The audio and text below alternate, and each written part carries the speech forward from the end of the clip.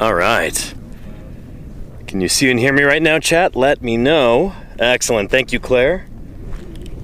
Well, hello once again, everybody. Welcome back to Utah. Welcome back to the eastern Utah desert. Welcome back to the earliest Cretaceous Cedar Mountain Formation, where we're digging up a, as far as we can tell, brand new species of iguanodont dinosaur with the Utah Geological Survey. Welcome back to Paleontologizing. My name is Danny Anduza. I'm a dinosaur paleontologist, and I'm here on Twitch trying to do some good old-fashioned science outreach. So, talking about fossils, talking about the history of life on Earth, talking about extinction and evolution and the origins of biodiversity, talking about our place in that as human beings and how we discover all of these things. Some of those discoveries, well, shoot, I'm going to walk you through how we do this while we're out here in the field today, like I do every day when we're out in the field, so I'm really glad you're here. If you've got any questions at all, do not hesitate to ask. That's the whole point of these broadcasts in the first place, is that interactivity, you know? I'm here to show you firsthand how we do this work and answer your questions to the best of my ability. We've got a crew of paleontologists and volunteers here, and yeah, I'm glad you're here. Holy cow. I'm glad we can actually start at the proper time today. Starlink is working, so that's good. I'm broadcasting to you live via satellite from middle of nowhere, Utah, kind of near the town of Moab, but you know, decent drive from any place. And yeah, glad you could make it today, everybody. How you doing? Yeah, and oh, and Melted Jedi. This species of dinosaur has not been named yet. It's brand new. Yeah, it's an iguanodont. So iguanodon and its relatives are these big beaky plant-eating dinosaurs. They look something like this. There's an iguanodon patch there on my bag. So yeah, facultatively bipedal. We've got a beak, plant eaters. They're ornithischian dinosaurs. Think of them as like the predecessors of the hadrosaurs, the duck-billed dinosaurs, because they are. It's from Iguanodontia that Hadrosauridae derives. So the duck-billed dinosaurs evolved from earlier iguanodonts. But that's later in time. The rocks that we're digging in here are at the very, very beginning of the Cretaceous period. We're about 142 million years old. This is, as Jim likes to say, the oldest dinosaur bone bed in the Cretaceous period in North America. So there's no older Cretaceous dinosaur bone beds than the one we're currently working right now. This is our fourth year working at this site. My fourth year, too. And we've got a few bones coming out. We're hoping that we find some more soon, because it's been a little slow. But I'll get you into the quarry there in a minute, and we'll take a look. But, yeah. And hey, Science Streams, how are you doing, Valent? I hope you're having an excellent day. It is great to see you. Excellent. We've got Charlie's Dragon, Claire Burr, Alexander Morrison, Carvau, Striker 401. Hello. It's good to have everybody here. Again, if you've got any questions at all, do not hesitate to ask. This should be kind of a chill stream. We're missing some crew members today. Don DeBlue and Karen Poole left this morning. Don is going to take the weekend off. He's the assistant state paleontologist for the state of Utah. And Karen Poole is an expert on iguanodonts and on phylogenetics, and she's heading back to Arkansas today. So hopefully she's back in time to catch her flight, and it's all good. But yeah, so in the quarry today, we got me, we got Nick Oliver, Ethan Cowgill, Fisherman, state paleontologist, and we've got Laura from Cambridge, studies squamates. And here we are under the shade tarps. So I've been working this bench down further today. Fisher's got some bones over there. Nick had a really nice one earlier. I think is that already covered up and jacketed? The metatarsal? Yep. Yeah. So you missed that, chat, but it was beautiful. Could be a theropod. Meat-eating dinosaur. Almost certainly. But, yeah, you think so, Jim? Yeah. It was pretty gracile, I guess, for... Yeah, it's long, round, I mean, you know, giganoid, very strongly developed. Yeah. I'd like to see the proximal end, no doubt. But, you know, and I'm not 100% sure is it tarsal or carpal. Oh, okay. So it's, what's this? Looks like a carpal to me. Looks like a hand bone? It's a carpal, it's a big one. You know, or at the mimid, you know, type, you know, even Therizinosaur, you know, their metatarsals are pretty long. Mm-hmm. So because we're not seeing the proximal end, that proportion's not bad. For some of them, for metatarsals or ornithomimids. Yeah. Heck, Archosaurus metatarsals are 1/2 meter long. Shoot, are they really? This big around. Yeah. That's a big animal then. Oh yeah, Darn. no, it's a big animal. Yeah, no doubt. Huh. And it looks like Ned Colbertia adult might be a pretty good sized animal. Uh-huh. And they recently got a metatarsal, probably a third metatarsal at the dinosaur park. And they only in had Maryland, the lower nice. half of it. Yeah. And they weren't sure what it was. And it seemed slender for for acro. And Right. I'm looking at it going, I bet it's Archosaurus. The same age stuff. Looks just the right size for that giant foot. I've got a cast of that foot somewhere in a box in our lab. And it's a big foot. With the metatarsals, it does like that long. It's a big animal. The proximal end is only, when they come together, it's only like that. Still, that's pretty. It's a big ornithomimid. Pretty big around, yeah. And yeah, shoot. And good shot at head teeth, but for that we don't know. What age is Archosaurus? It's probably early Albion. Oh, early Albion. Yeah, really Albion boundary, probably earliest Albion. Huh. Okay. This thing, in about the same age as what's that they got in the Rundle in Maryland. Oh, okay. It's about the same age. There's a lot.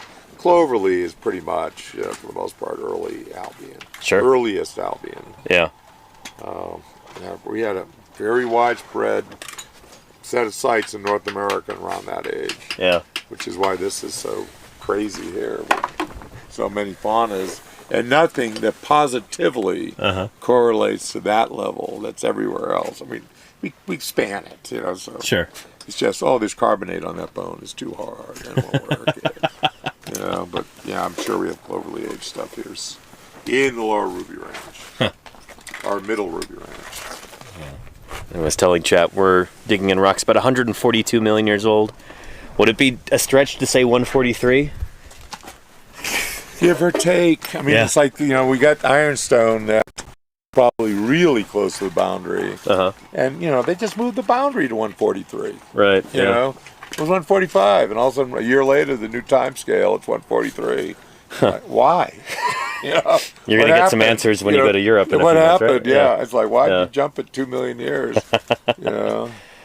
Yeah, there'll be people there that'll have been involved in that jump, so I don't want to be asking around. Because if it's 143, like, dang, it makes a lot more sense. And, I'm not against that the actual extinctions in the Berriasian. Right, The boundary is not picked because of a dinosaur extinction. Right. The boundary's picked because it's largely an unconformity. Which is why they can't decide where to put the point. Right. It's a gap. We got this big gap. Where do we put it?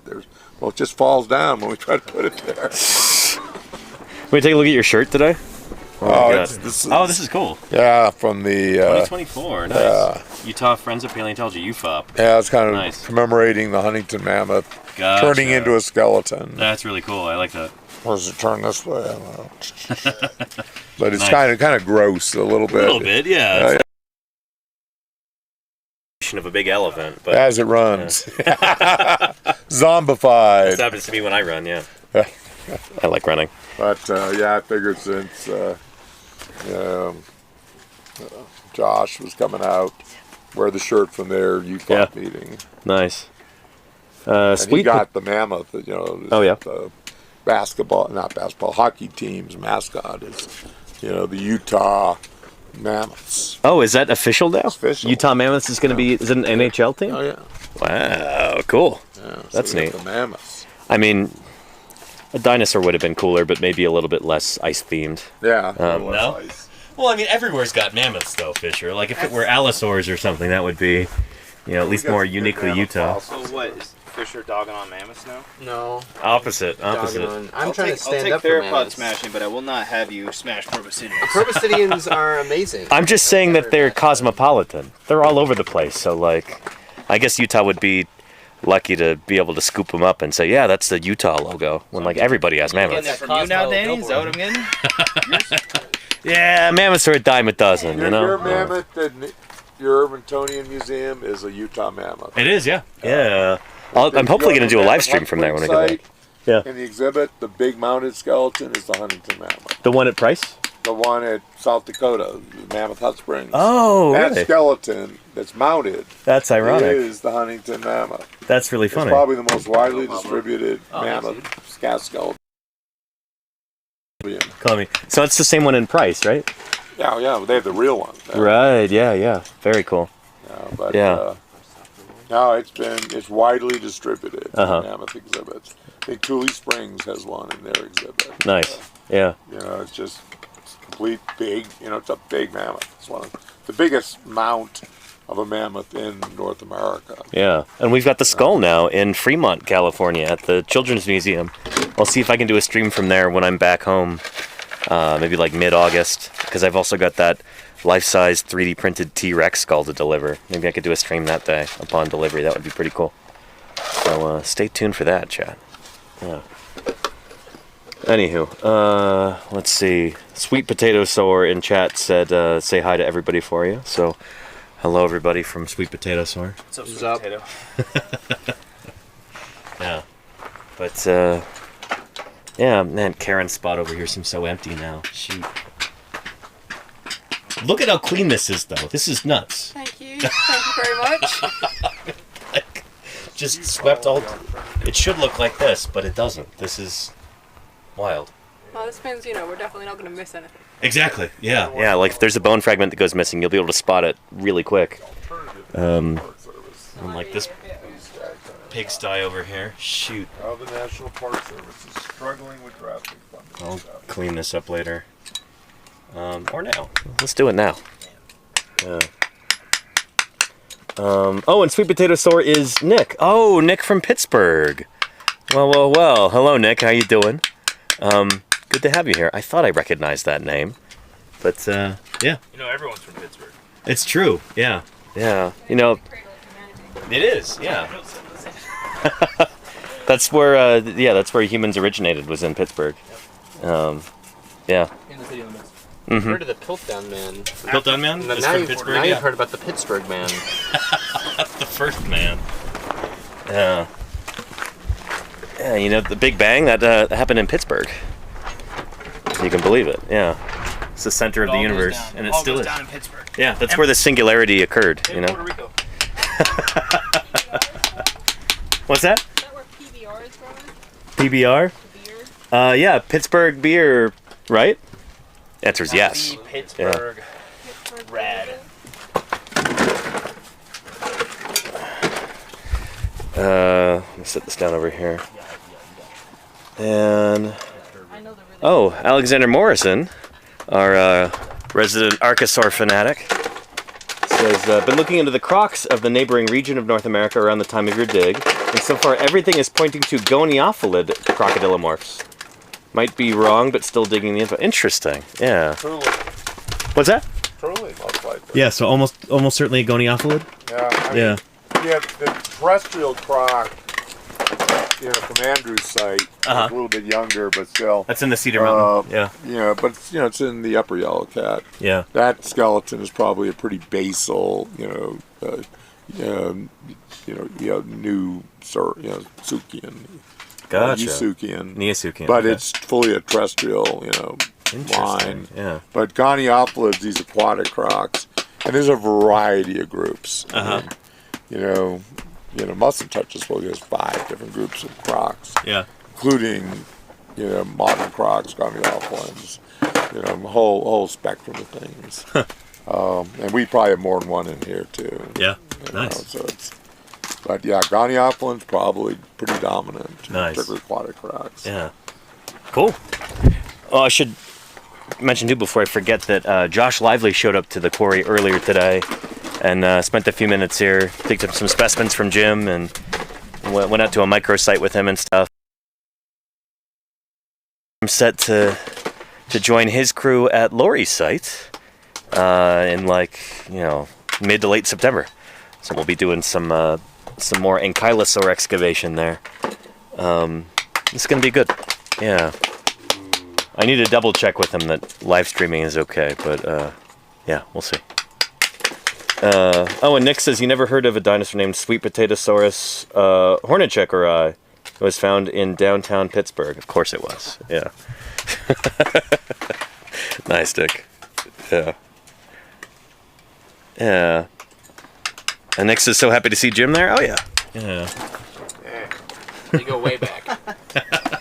Groundwater mining. Leading to more rising. Jim's kind of reading the news to us from his phone as we did. Yeah. Anyway, Murph, it's good to see you too. Hello, hello. Yeah. You know, this is one of the things we're doing in Utah is we actually pump water, surface water, pump it into aquifers to replenish them for farmers downstream. Because they're just drying up so badly. It's like, yeah, let's just pump more water to the river, into the ground.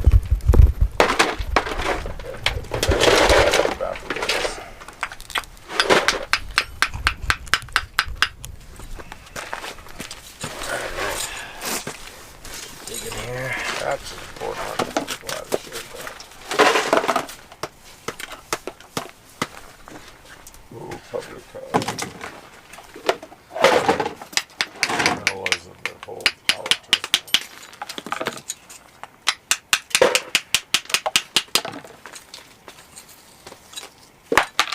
So I've got what looks like a little bone right here.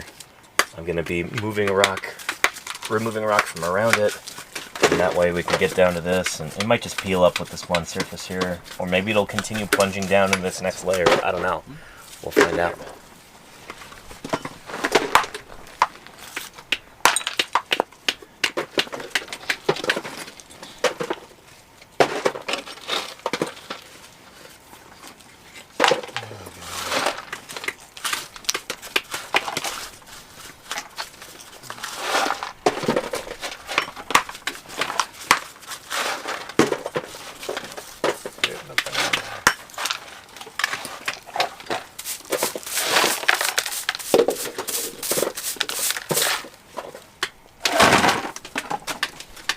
Do you see this over here, Ethan? Just like a little bone fragment? Is the one that I glued earlier? No, it's just on the side right here. I don't think it'll turn into anything, How's but it look, Fish? it doesn't look good. No, it looks It's quite, crummy bone frag, but it looks quite middling, yeah. as does a lot of the stuff that we have exposed right now. Find some better bones. Yep. Is this turning into anything? I don't know. I haven't Yeah. really touched it. I want to dig around it first. Yeah. This makes sense. Say Yeah. where the phenodontium and the lab is from. The one in the lab? Yeah. We were there a couple days ago. It was the microsite we went to together. Yeah, about Okay. about 15 feet, to maybe as much as 20, about 15 feet west of where you were sitting digging. So, you know, it's that level. It's upper Yellow Cat, Valentinian. So it's the first one in North America that's early Jurassic? That we have a record of. Blair says he got all the good stuff last year. I I mean, can't it have any down in feels like it so far, but we'll find some more good stuff. It could be the first, yeah, spawn. I'm going to try and get down into this layer. I got to remove everything on top first, Early Jurassic. but I'm hoping that lurking beneath this are some really excellent Yeah, bones. yeah, well, in Mexico too. Yeah. We'll see. And the one at Denver Museum is up in the Aptian. Now, they're a major part of this fauna. We find jaws regularly. There are jaws from this bowl. Actually, that jaw that Selena or Marina found some years ago actually might be from the lower level. We have phenodontium from Johnny's Bowl. Marina went out Huh. middle of the night Uh-huh. to pee. And she's 10 south by where you are. Okay, yeah. It's camp. Yeah. And she went out into that wash behind you. Uh-huh. And sitting on a rock, so we can't say it's 100%, there was a sphenodonta jaw that she's found with her flashlight at night. What? Yeah, right behind where.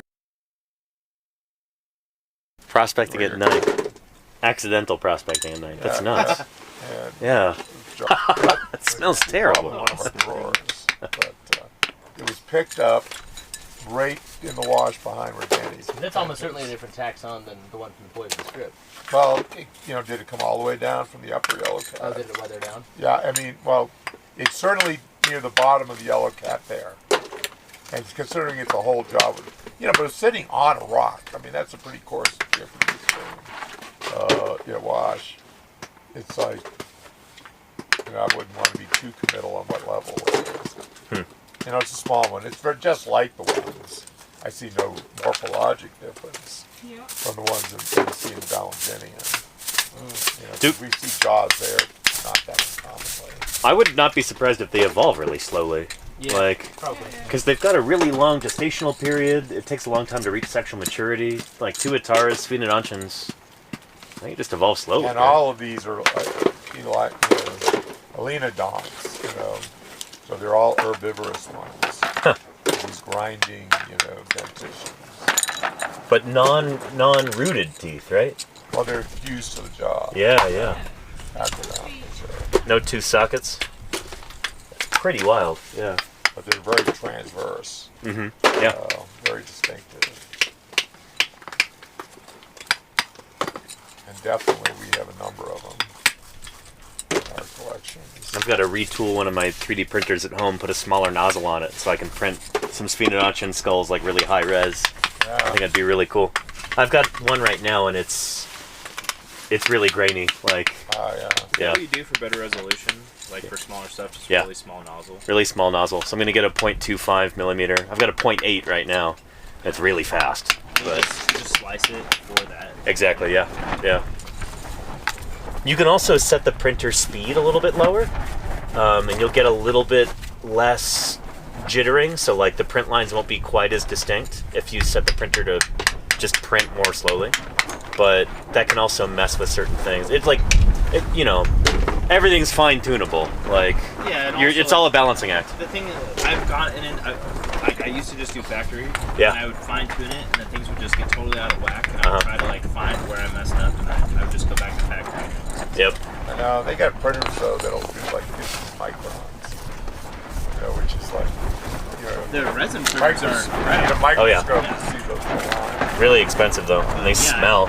Yeah, they smell, and also like if something goes bad, you have resin all over. Like it's there's a crack or a leak or overflow. It's just I don't want to deal with all that. But it's cool in that you can print everything hollow. So Denver Fowler is showing me his resin printer and the prints that come out of it, and they're like it's like eggshell thin, so it's really delicate, but super lightweight, and it doesn't really use that much filament. High detail, like exactly, yeah. No print lines visible unless you maybe you look at them super high detail magnifying glass or something. Yeah. But definitely has some perks. I don't want to clean up resin. Exactly. Yeah. And you're gonna if you have one. Oh yeah. So I'm still dreaming of taking the Utah Raptor block 3D model, printing that.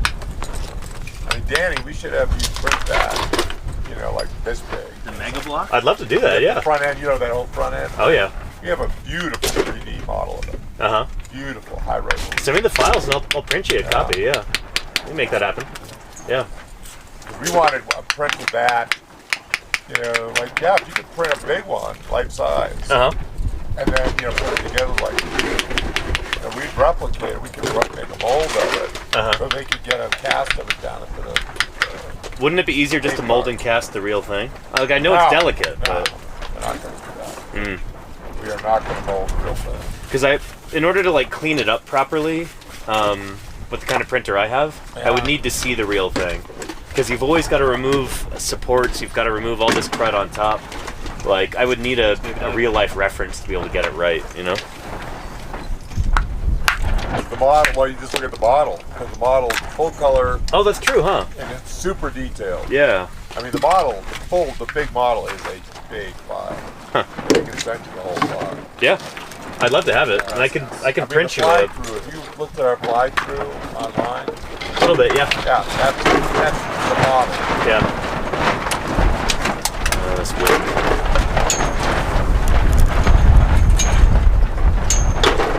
It's definitely, we didn't fly through the real thing. Uh-huh. That is the model to fly through. I wanted that no bed to put underneath the Utah raptor. You know, just have this bone bed of Archosaurus.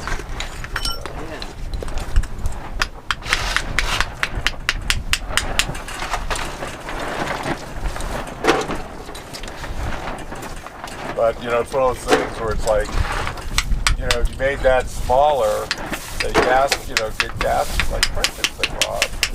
And print them smaller and sell it as a gift shop item. Yeah, you know, that'd be pretty cool. Oh yeah, you know, okay, here's the front end, but so it's not more less than a foot long. Or you could do like just little close-up vignettes, like that one claw with the keratin sheath on it. Oh yeah, that would be beautiful. And the dentary, we got a lot of stuff in there. That, yeah, you can print the maxilla life size. Mm-hmm. You know, do one shot on your machine. Probably wouldn't be that much because it'd be flat. You know, yeah. Pretty low. But yeah, we don't do any of that editing. You know, we don't. Yeah. We know enough to collect the data. And Don makes a lot of.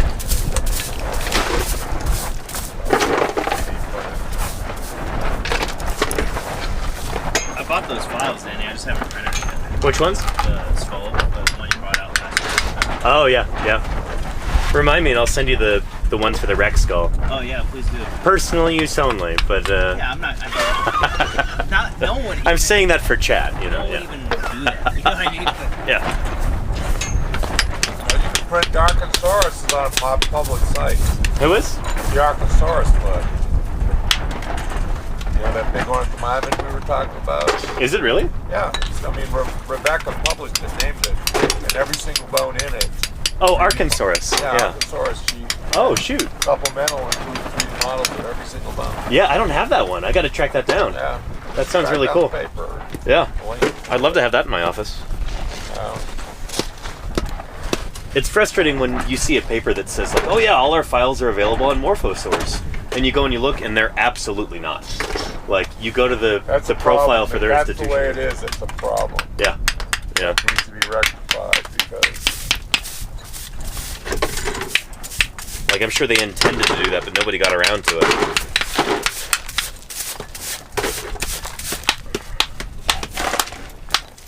I'm still looking for the ones for Enigma Cursor, that new Morrison Ornithischian.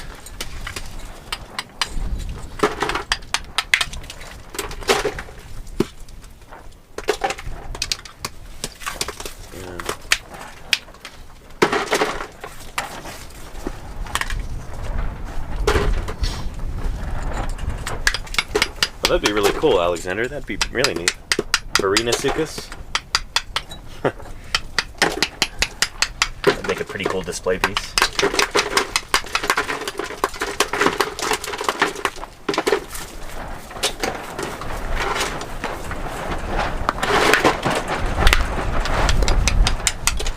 I saw we had a question about dromaeosaurs from Europe. I'll ask Jim in a second. But I wanted to see if I can get this guy out first.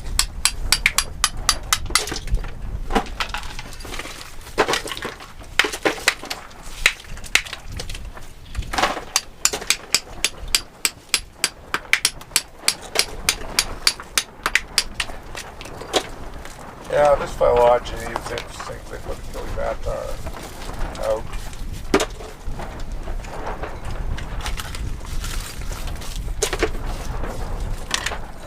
Oh, that's not even anything. Shoot.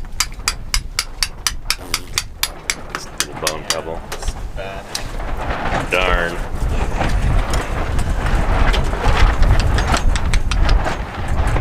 Oh well.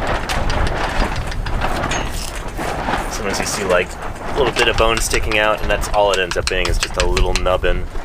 It's not even worth collecting or anything. This right here. Weathered bit of bone that would have been pressed into the mud in this ancient swamp. Unfortunate.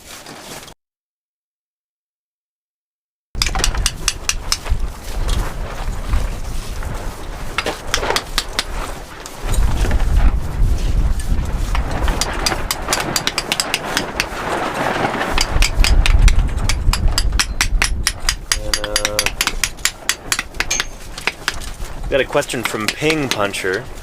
Jim, what do you know about dromaeosaurs from Europe? Pretty scrappy. Yeah. Things like Pyroraptor.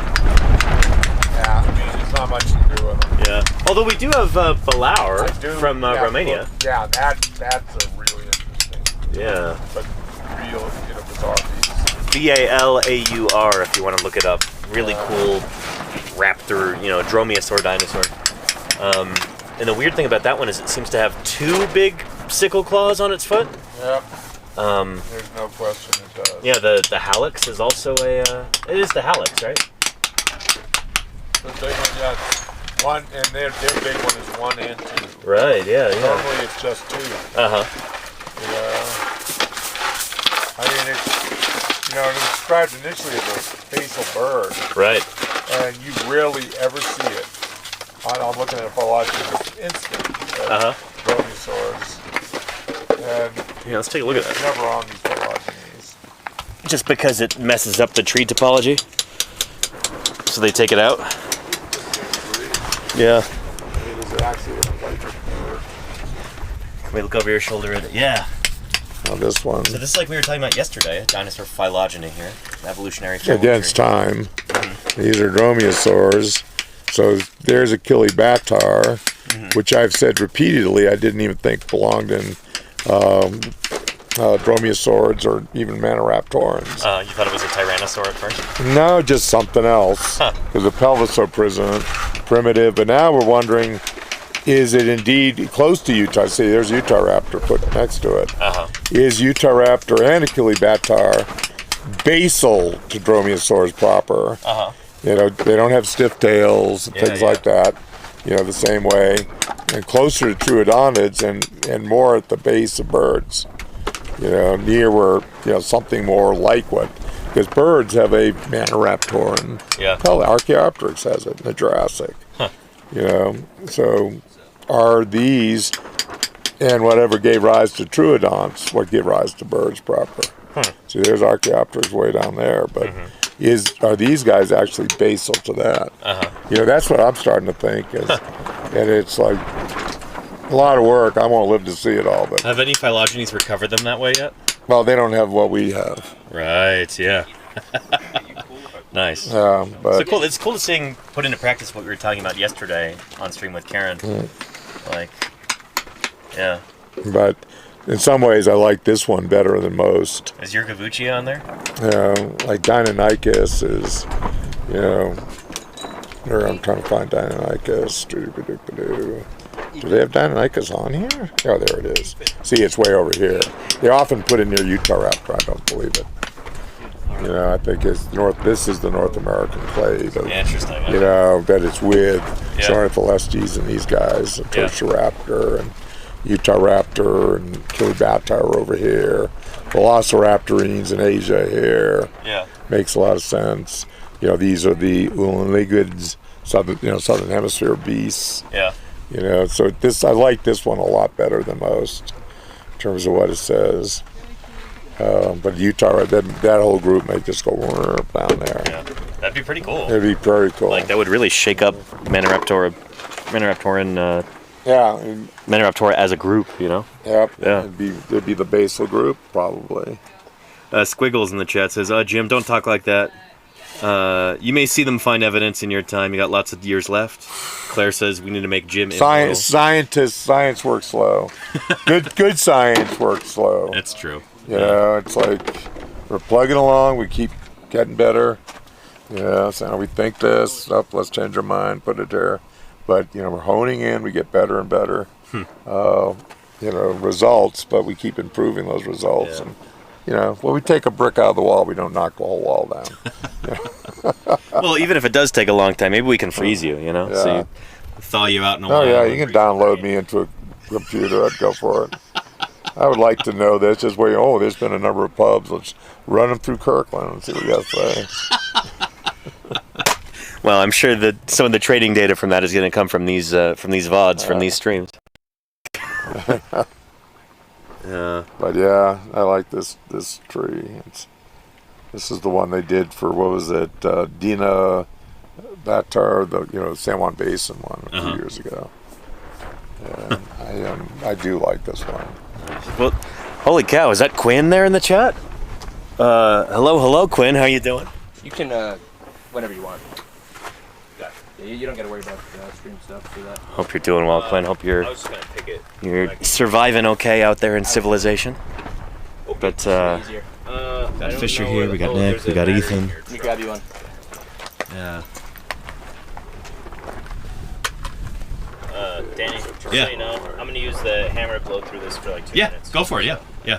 I might walk around for a little bit outside so we don't break everybody's speakers. Okay. But yeah. Guys, we got Quinn in the chat saying hi. What's up, Quinn? Yeah.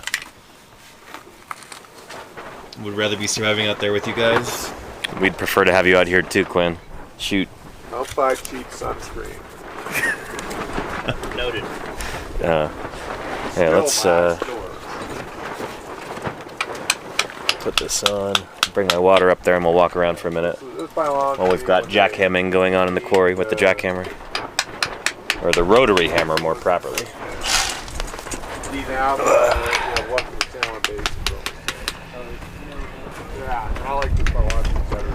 But yeah, anyway, Quinn, I hope you're doing well. It's good to see you. Those of you in the chat wonder, who's Quinn? What are we talking about? Quinn was a member of our crew out there in Wyoming for the past, 4 years, I think? It was my 3rd year in the almond formation of Wyoming this year. I think it's Quinn's 4th or 5th. So, yeah, anyway, Quinn's back home in New York, as I understand it. And, yeah, we miss you, man. Hope you're doing well. Let's drink some water and walk around a little bit. The jackhammering goes on.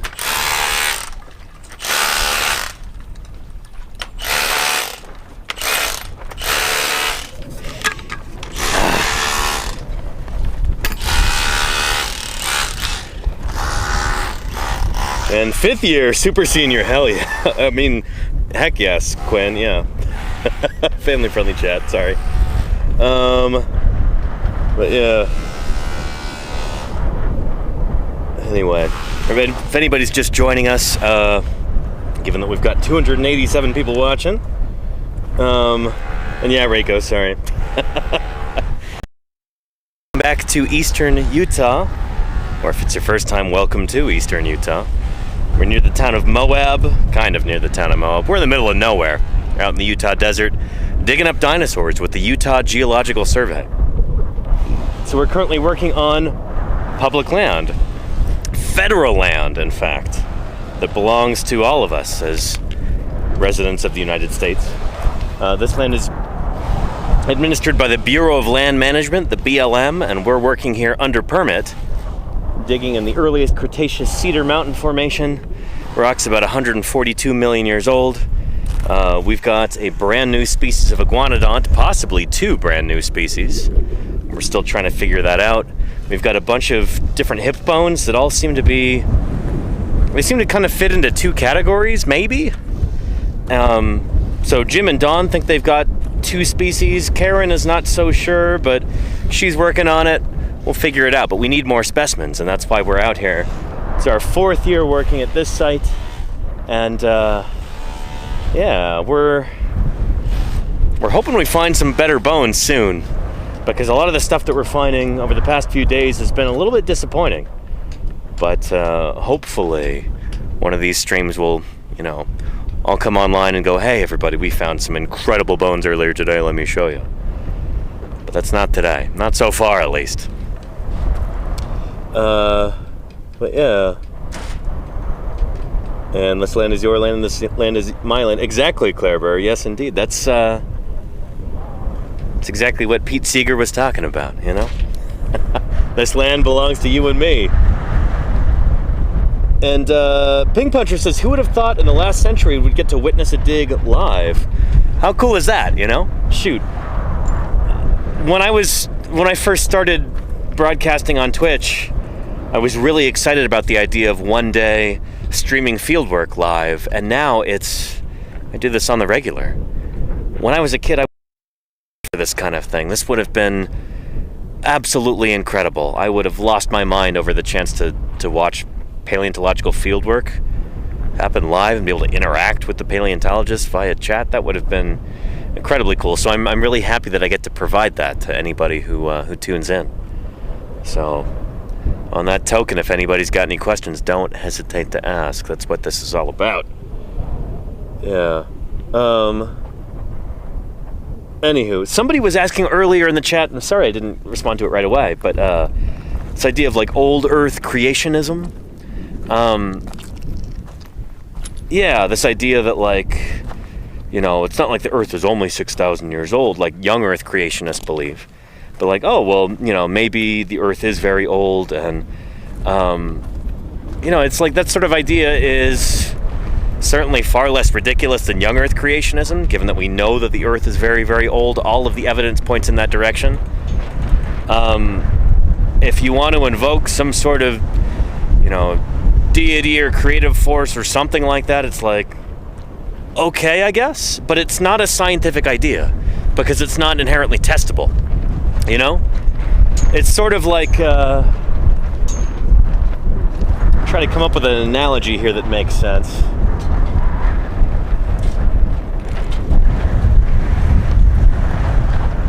I don't know, anytime that you invoke any kind of like spirit force or something like that to explain a natural phenomenon, suddenly science can't touch it, you know? Because you can always just say, well, you know, we might not find evidence of that, but then the spirit force has hidden the evidence. You can always make a kind of special pleading argument like that. And so there are people who, I'm sure, believe that in their heart of hearts, that like, yeah, you know, there's some sort of, you know, extraterrestrial force or spirit force or something like that that caused certain events in Earth history.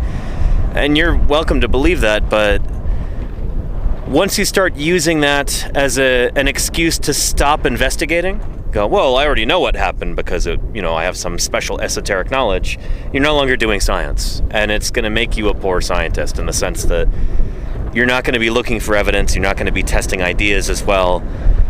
If you think you already know the answer, you're not going to keep exploring. So yeah, that's kind of my 2 cents there, if that makes sense.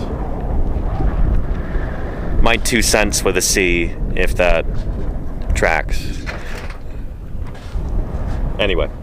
But yeah. Yeah.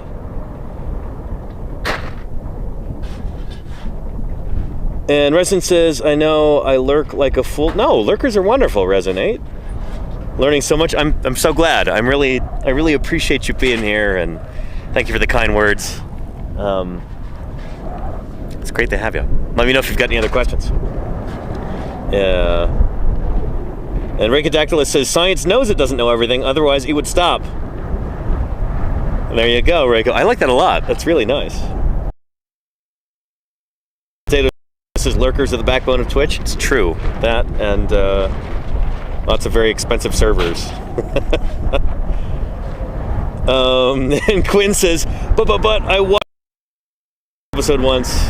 Have you seen the dinosaur one, Quinn? It is infuriating. Like, I could just feel myself getting stupider while watching it. It was,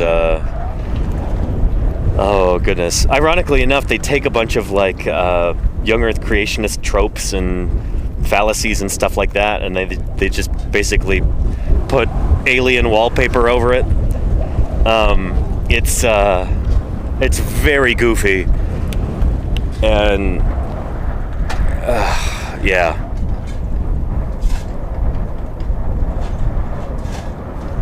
And the Fat Creator says, are there any books to read? I've read Raptor Red and looking for more. Oh shoot, yeah, let me show you.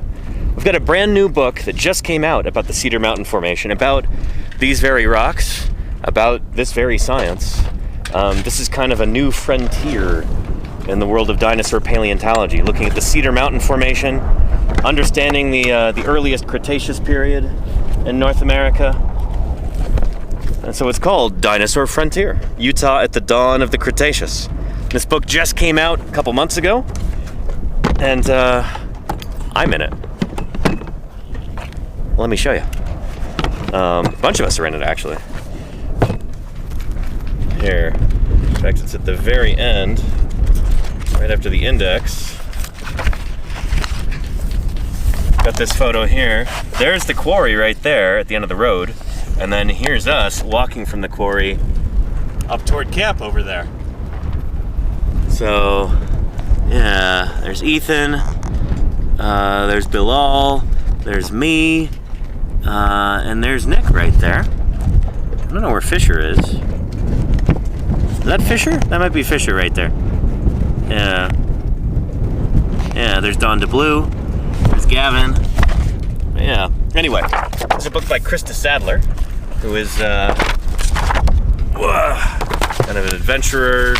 She's got a master's degree in earth science, I think, so she's done a lot of paleontological work. Whoop! There's Krista right there. Yeah.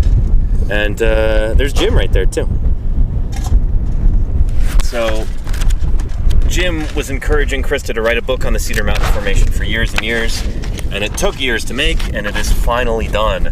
And you can get it. Here's that iguanodont phylogeny we were looking at yesterday with Karen on screen. Yeah. So this is super cool stuff. This is Lori's site out here, I believe. All these iguanodonts. Acrocanthosaurus. Lenine, are you here in the chat? Yeah. Good stuff. And where is that chapter headed? Oh, there's Josh Lively, who just visited us in the quarry this morning. Well, then you look, I'll be out there working with Josh in mid to late September at Lori's site, that Gastonia bone bed. Yeah.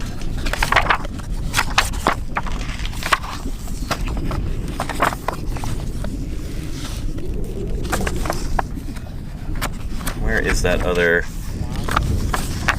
chapter? Oh, there we go. Yeah, there's me right there. I wish I'd said that a little bit more gracefully, but yeah, it's true. Dinosaurs are kind of a gateway into the sciences. So people getting excited about dinosaurs gets people excited about science in general, and I think that's more important than it's ever been, especially here in the States, when science funding is being slashed at the federal level by the current president. Yeah, a lot of science is on hold right now. A lot of scientists are losing their jobs. A lot of projects are being halted or abandoned. It's seriously bad. It's not a good thing at all. This is deeply, deeply, deeply troubling to a scientist, or really to anybody who cares or appreciates science. So I think that's going to make dinosaur paleontology even more important, in the sense that at a time when there's strong headwinds blowing against progress in science, we need kind of a groundswell of support. And I think dinosaurs and fossil science in general are a great way to get people interested in science, to get them to care about scientific discovery. That's what I'm trying to do out here, you know? And vote, says Quinn the Fosman. Exactly. Yeah. Yeah. Anywho. But yeah. And Snow Denchi says dinosaurs are a kid's first experience with scientific interest in a lot of cases. This is true, absolutely, yeah. Yeah, I've talked about this many times. I'll just say it again real quick. I really want to write a paper about this. I want to do a serious study where we take like a representative sample of people in different knowledge fields. That's scientists, medical doctors, historians, philosophers, librarians, people who think for a living, people whose job it is to come up with ideas. and to ask them, how many of you first fell in love with learning because of dinosaurs? How many of you started your journey into these knowledge fields because you had a strong interest in dinosaurs as a child?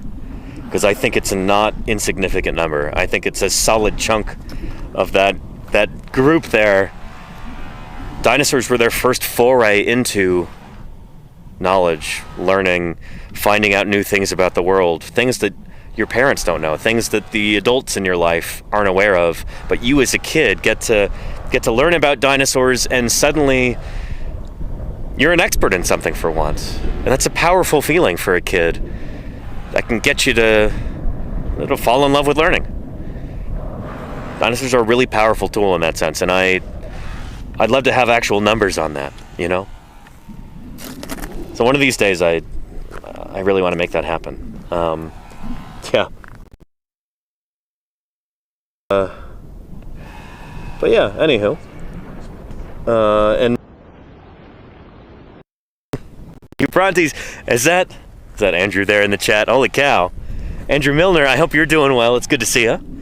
We're up this bowl right now. Let me give you a quick tour through the quarry, and you can see what we're up to.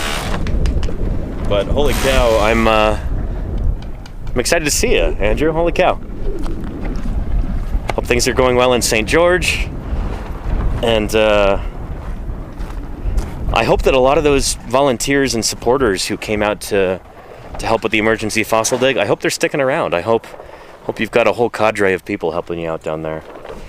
I hope it wasn't just a temporary thing. But yeah, we're here.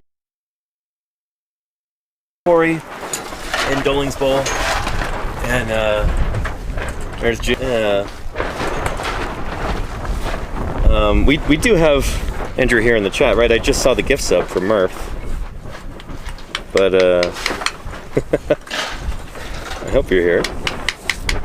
Oh, cheers from St. John, New Brunswick. Hope you're having a good time with Jim and crew. We are. Hey, here's Andrew's in the chat right now. Andrew Milner. St. John, New Brunswick. Yeah, he's up there in Canada right now. James St. John. No, is Andrew going to get to join me in Germany later? Oh, is he? If he has time and opportunity, maybe. Okay. There's the picture I want. What's in Germany? Tell us about that real quick. That's I'm presenting a paper and a poster at the 12th International Symposium on the Cretaceous. Nice. Okay. And I'm presenting a paper in the Jurassic Cretaceous boundary session on the evidence from fossil soils across the Jurassic Cretaceous boundary, basically the basal Cretaceous. Yeah. And what that says relative to our faunal data for a mass extinction at the end of the Jurassic, and that it was tied to a vast increase in rainfall that probably took a couple million years to let up, or a serious amount of time. Yeah. And we have different faunas showing, till it gets back to a more semi-arid background normal. Nice. And the data is really good. Nice. So I want to tell my colleagues about it in Germany. Very cool. And then a poster on the magnificent Cretaceous dinosaur record of Utah. Yeah, Cedar Mountain, Morrison. Collateral damage. So that's a data-dense poster, let us say. Is it going to be mostly your like time scale with all the different dinosaurs? Is that gonna be, that's like a third of it. Nice. Yeah. Shoot, that's a third of it. Yeah, because they have tall posters. Oh, okay. And there's just no way you can get that. So I've got it shrunk. It's if you read the individual dinosaur names. Yeah. Isn't that critical? But then you go down, and I've got, the correlation cross-section of southern Utah Upper Cretaceous. Yeah. And then I've got a map showing Utah, and the Seaway and stuff. Yeah. Showing where that section is. Then a map showing, Utah without the Seaway. An arrow pointing to the lower Yellowcat detailed stuff. Where I have my Dromius with all the paleosols plotted in, because I'm now doing that. Against all the ankylosaurs and dromaeosaurs. Nice. And it's going to be cool. Yeah, it'll be up all week. So, half a day I'll stand in front of it. But. That would be really cool. I'd love to see that poster if you want to share it. Like, Oh yeah, no, I'm totally willing to share it. Yeah, that'd be awesome. You know, I'm reviewing that Yeah. JK Boundary Dinosaur Extinction paper for science. The Michael right Brenton now. one? Yeah. And I sent them a copy. Nice, Like, cool. You might want to think about this. Yeah. You missed a couple references. Yeah. Nice. Oh, Andrew, I want to point out too, maybe unknowingly, you've made a contribution to our fieldwork this year in the sense that that camping tree that Jim liked so much, we were able to band together, me and Twitch the chat. new throne. Yeah, look at that throne right there. That is impressive. So we were able to get him the same one. So. But in green. Yeah. So it could camouflage me and pretend I'm not here. Well, I remember calling you about that. Like, Jim, do you want the green one, the gray one, blue, or red? And you're like, you did not care. So I'm like, Yeah, I like the green one. Yeah, they're all the same price. Yeah. So yeah. No, and I do appreciate it because the way particularly my injury in Seymour, Texas, Yeah. and stuff, it's really the most comfortable thing I can do. Yeah.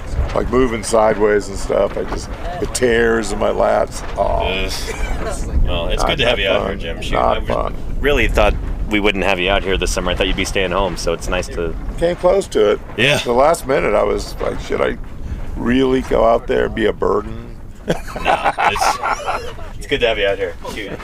And I'm glad the chair helps too. And again, thank you to Andrew for introducing that to us. So good stuff. Yeah. And for those of you who are not aware, Twitch chat, people banded together to raise money so we could buy this chair.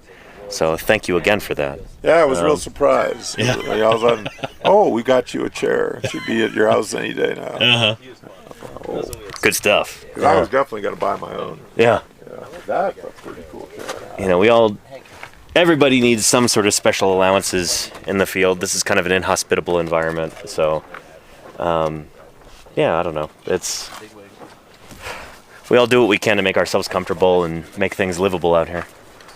And for me, that's being able to do these live streams. And Fossil Friday post. what's your Fossil Friday post, Jim? Oh, it's about Utah raptor killing. It's re-examining posts of mine from 2022, where I think I was wrong. And now I'm thinking Kilibata really is closely related to Utah raptor, and they may be tied into a clade that's basal to the origin of birds and most maniraptorans. So they would be Utahraptor and Kilibata Or later would not surviving, but Yeah. the roots of their clade are certainly older than Archaeopteryx. So they would. This would make them not dromaeosaurs. They would be something older. Yeah, Utahraptorines. Interesting. Yeah. Yeah, I mean, the work goes on. Yeah. That would be really interesting too. Here, I'm gonna grab my backpack and get my water bottle out of direct sunlight here. I'll keep that cooler. But yeah. Hollingsworthless, how are you doing? Hello. Appreciate you being here. Welcome to Paleontologizing. And thank you again to Agent Orange 32 for those 5 gift subs. I appreciate that very much. Thank you. Let me express my gratitude for helping support science outreach here on Twitch, helping me pay the bills, making it possible for me to be out here. Thank you for that support. That means a lot. Holy cow. Let's get this water bottle out of the sun.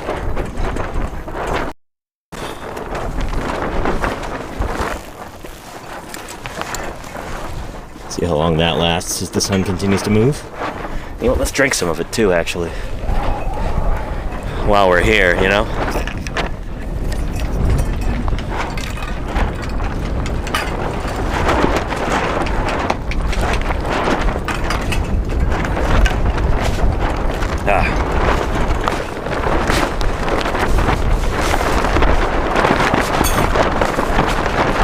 There we go. And windy.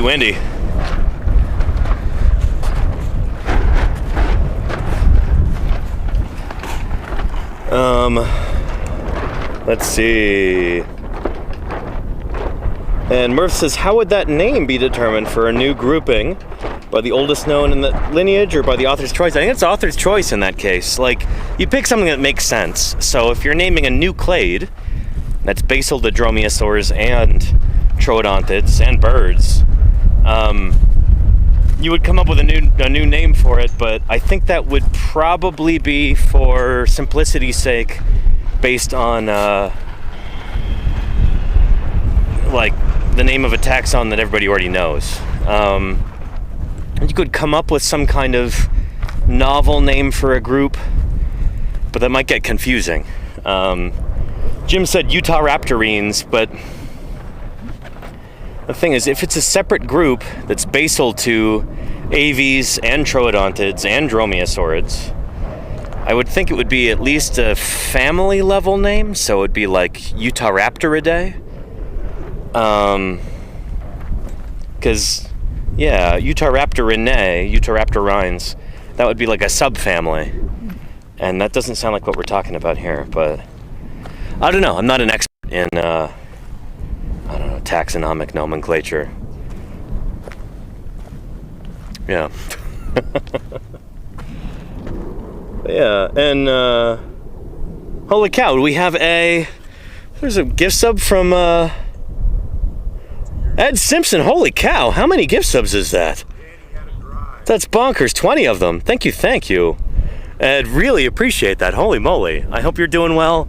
We wish you could be out here. We heard that you're moving to a new house and a little busy, but we're thinking about you, Ed, and trying to find some good stuff. And again, I really appreciate your generosity. Thank you for helping keep me out here. Thanks for paying the bills. That means a lot. 20 gift subs. That's nothing to sneeze at. I really appreciate it. Ed, thank you. Yeah, holy cow. Good stuff. Yeah. Beautiful. And Cosmological Kev says, question, are you now below the layer that had the upright leg bone? You're talking about the Mierosaurus layer? Yeah, we're below that. This whole quarry is below that layer here.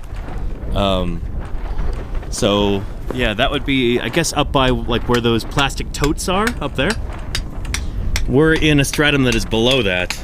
We're not exactly sure how much older it is.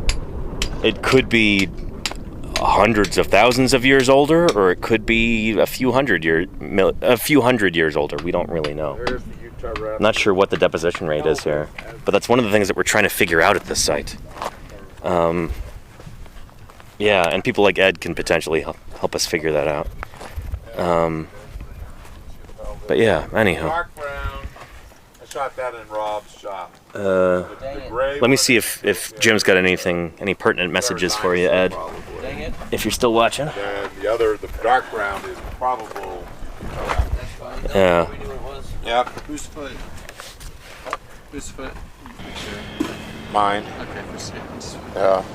But see, there's the difference. They're supposedly Utah Raptors pelvis. The dark brown is casts of bone. What's up with that ischium? Well, it's based on the ischium of what we thought from here Yeah. was Yorgavuchia. But now we're think thinking this that's might be a Therizinosaur. So this whole thing is, it's fake. It's sculpted that's all based more on that. So know what it's like, and it could be. Oops! Dang! More like that. Right. Yeah. You see, you have that short, broad structure in terms of Maniraptorans. I mean, look at these things, they're T-shaped. This is a variety of Maniraptorans, but here's Achillibatar, and we're beginning to think that's what Utah Raptor looks like, and they might be close related.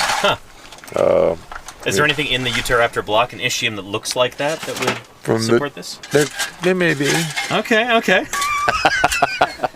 You get two parts and be positive.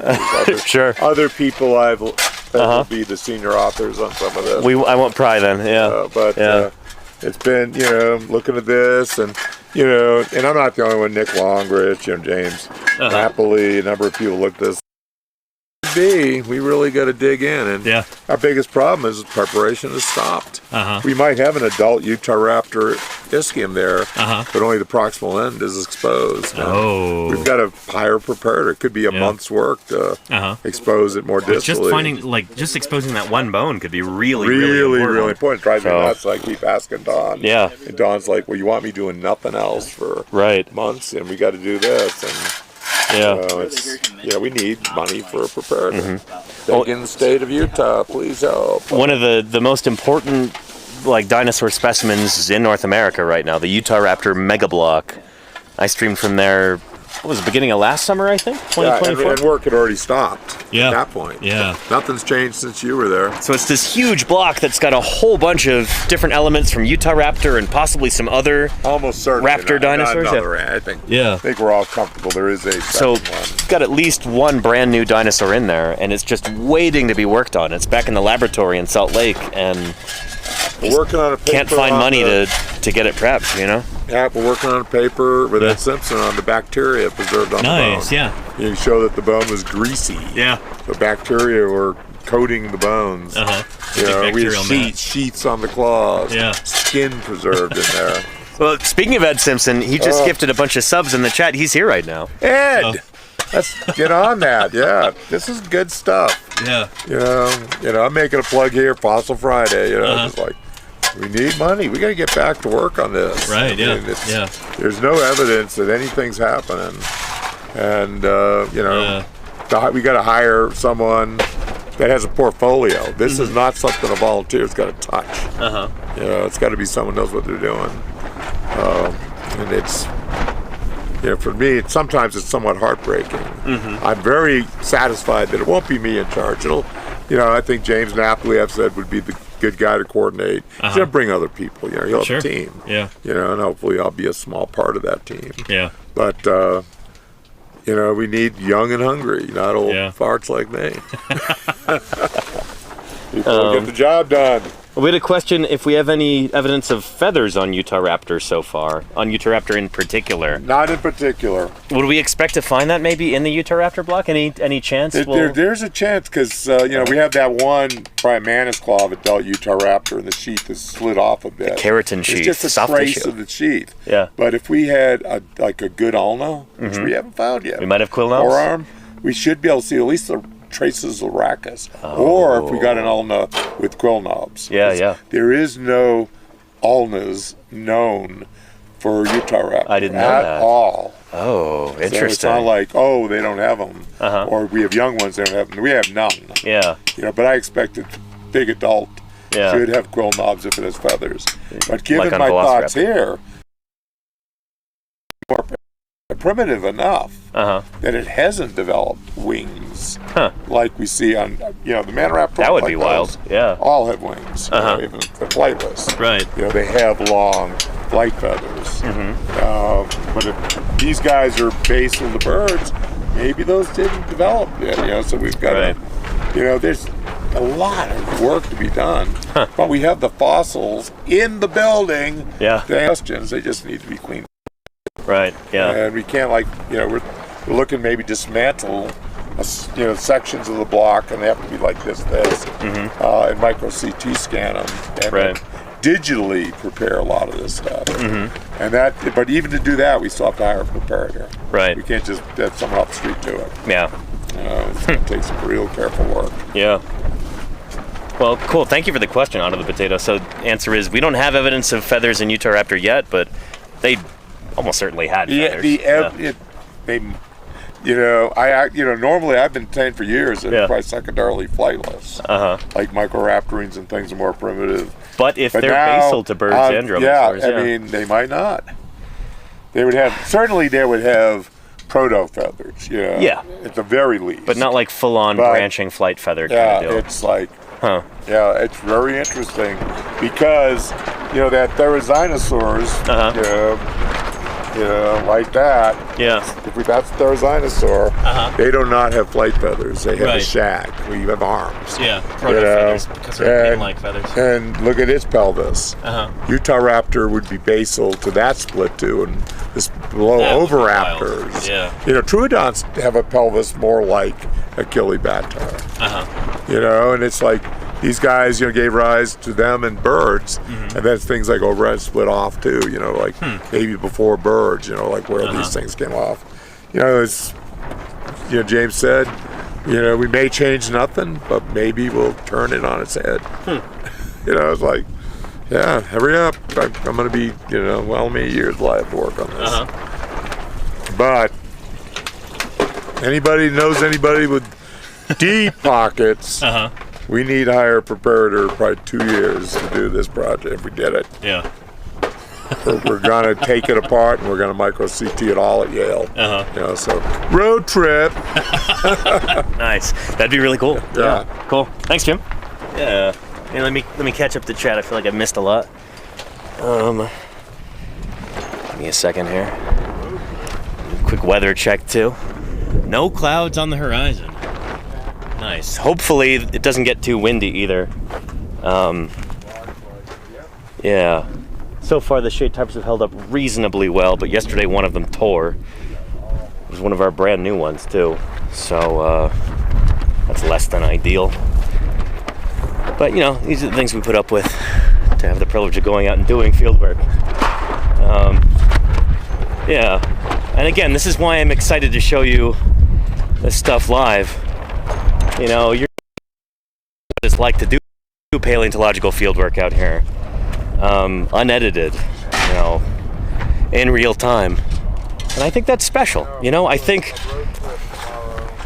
well, especially in the United States, there's such a distance between the general public and scientists, unfortunately. Most people, even if they're interested in science, they don't really have the time or the wherewithal to be able to follow things.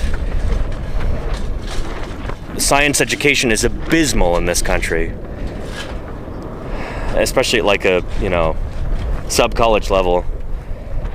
And so any little bit of science outreach that I can do, just to give people a sense for, like, you know, here's what scientists look like, here's how we do our work, this is what it's like out in the field, these are the ways that we talk to one another, this is how we discuss ideas. We test things. If there's nothing else that you learn from these streams, what I want you to take away is that as scientists, we're after how things really are. We want to find that out. You try and start with zero preconceived notions and just follow the evidence wherever it leads, even if it's in a place that's personally upsetting to you. You know, it happens sometimes. You might have a pet idea that you really, really like, but shoot, you know, the data that you uncover lead to a different conclusion, and we have to be okay with that. So like Jim was saying earlier that he was wrong about, he thinks now that he was wrong about his ideas with Achilibacter, this big dromaeosaur from Mongolia. He's like, I'm not even sure it's a dromaeosaur, it looks really weird. You know, I'm not sure it's related to birds even. And now he thinks, shoot, it might actually be related to Utah raptor. But if those two are related, they might pull Utah raptor away from its comfortable place within Deinonychosauria right now. It might not be a dromaeosaur, it might be older, more primitive, more basal primitive. And that's cool. You know, we find new fossils, we use those. Sometimes there are surprises. Sometimes our old ideas are completely wrong, and that's something to be celebrated in science. It's that big method that allows us to come up with treatments for diseases, new technologies, ways of improving people's lives, hopefully making a more just and equitable and livable world for all of us and the other critters on this planet. That's what science is all about. And here we're doing our own little bit of science in field paleontology, excavating fossils, but the principles that we adhere to here, the methodologies that we use in our work are applicable across science in general, you know?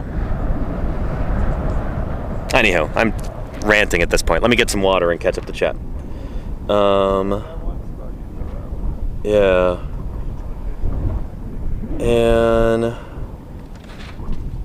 My life in science 9 times out of 10. Huh, that's weird, says Dorozen. Yeah, yeah.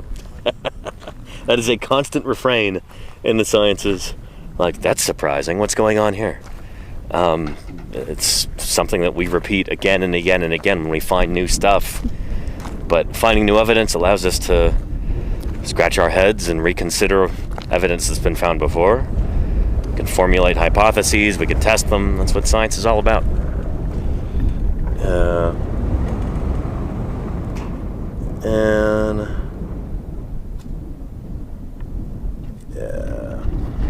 Here, hang on a sec. Aluka says, I'm here for more basal giant raptors and finding out what the heck those would be like. Yeah, things like Utah raptor. I mean, this is a kind of a hunch that needs testing. So, you know, having is cool, but you need to use those as a springboard for being able to, you know, test those ideas. And so one way to test this idea about Utah raptor being super basal within Maniraptora, maybe being diverging even before the origin of birds, that's an idea that we can test. We do that by going out and finding more fossils of Utah raptor and its relatives and studying the fossils that we have now. Again, there's that giant block, this huge chunk of rock containing all of these Utah raptor and probably other raptor dinosaur elements. It's sitting in Salt Lake right now, and it needs to be properly studied. The rock needs to be chipped away from that. But anybody who saw my live stream from there last year, you know how much work that's going to take. And you know how difficult that is. It's just this giant mound of bone and rock, and it requires a tremendous amount of patience and skill to be able to separate bone from rock. And you need to be able to pay somebody to do that, and they just do not have the money for that right now, unfortunately. So it's my hope that we get people more excited about the Utah raptor block. Hopefully we can find some money for it, get that thing cleaned, and start unraveling some of these mysteries around Utah raptor and its relatives. Yeah. And volunteer help says nice shirt. So this is, maybe a volunteer would be able to help a bit, but this is like one of the most difficult fossils in North America to be worked on. Like, this is something that would require, like I said, a tremendous amount of skill. But if you, I don't know, if you happen to be in Salt Lake or someplace nearby, and you're willing to volunteer and learn how to prep fossils, maybe you could get up to that level. Or maybe you could prep some other fossils that would free up a professional preparator, somebody with decades of experience, to be able to work on the Utah raptor block, you know? I like to think about that a lot. The ways that, you know, even if you think you're contributing something insignificant, that can have a knock-on effect, you know? If you can work on fossils that frees up a fossil preparator's time, then they can go work on something else, and yeah, we're all on the same team, in a sense. So if you can make somebody else's life easier and they can work on another fossil that's just been sitting there for a long time, something really, really important, then you've done a tremendous service, you know? Anywho. But yeah. So yeah, nice shirt. I mean, you should absolutely get into fossils if you can. Fossil preparators are kind of the unsung heroes of paleontology. These are people who are work possible. To study these fossils that we're digging up out of the ground, they have to be cleaned first. They have to have rock removed from them. They have to be in a state where we can see all the morphology. We can see all the little bumps and divots and all the details on the surface of the bone. You can't do that if they're covered in rock, you know? So yeah, fossil prep is very, very important. Drink some more water here.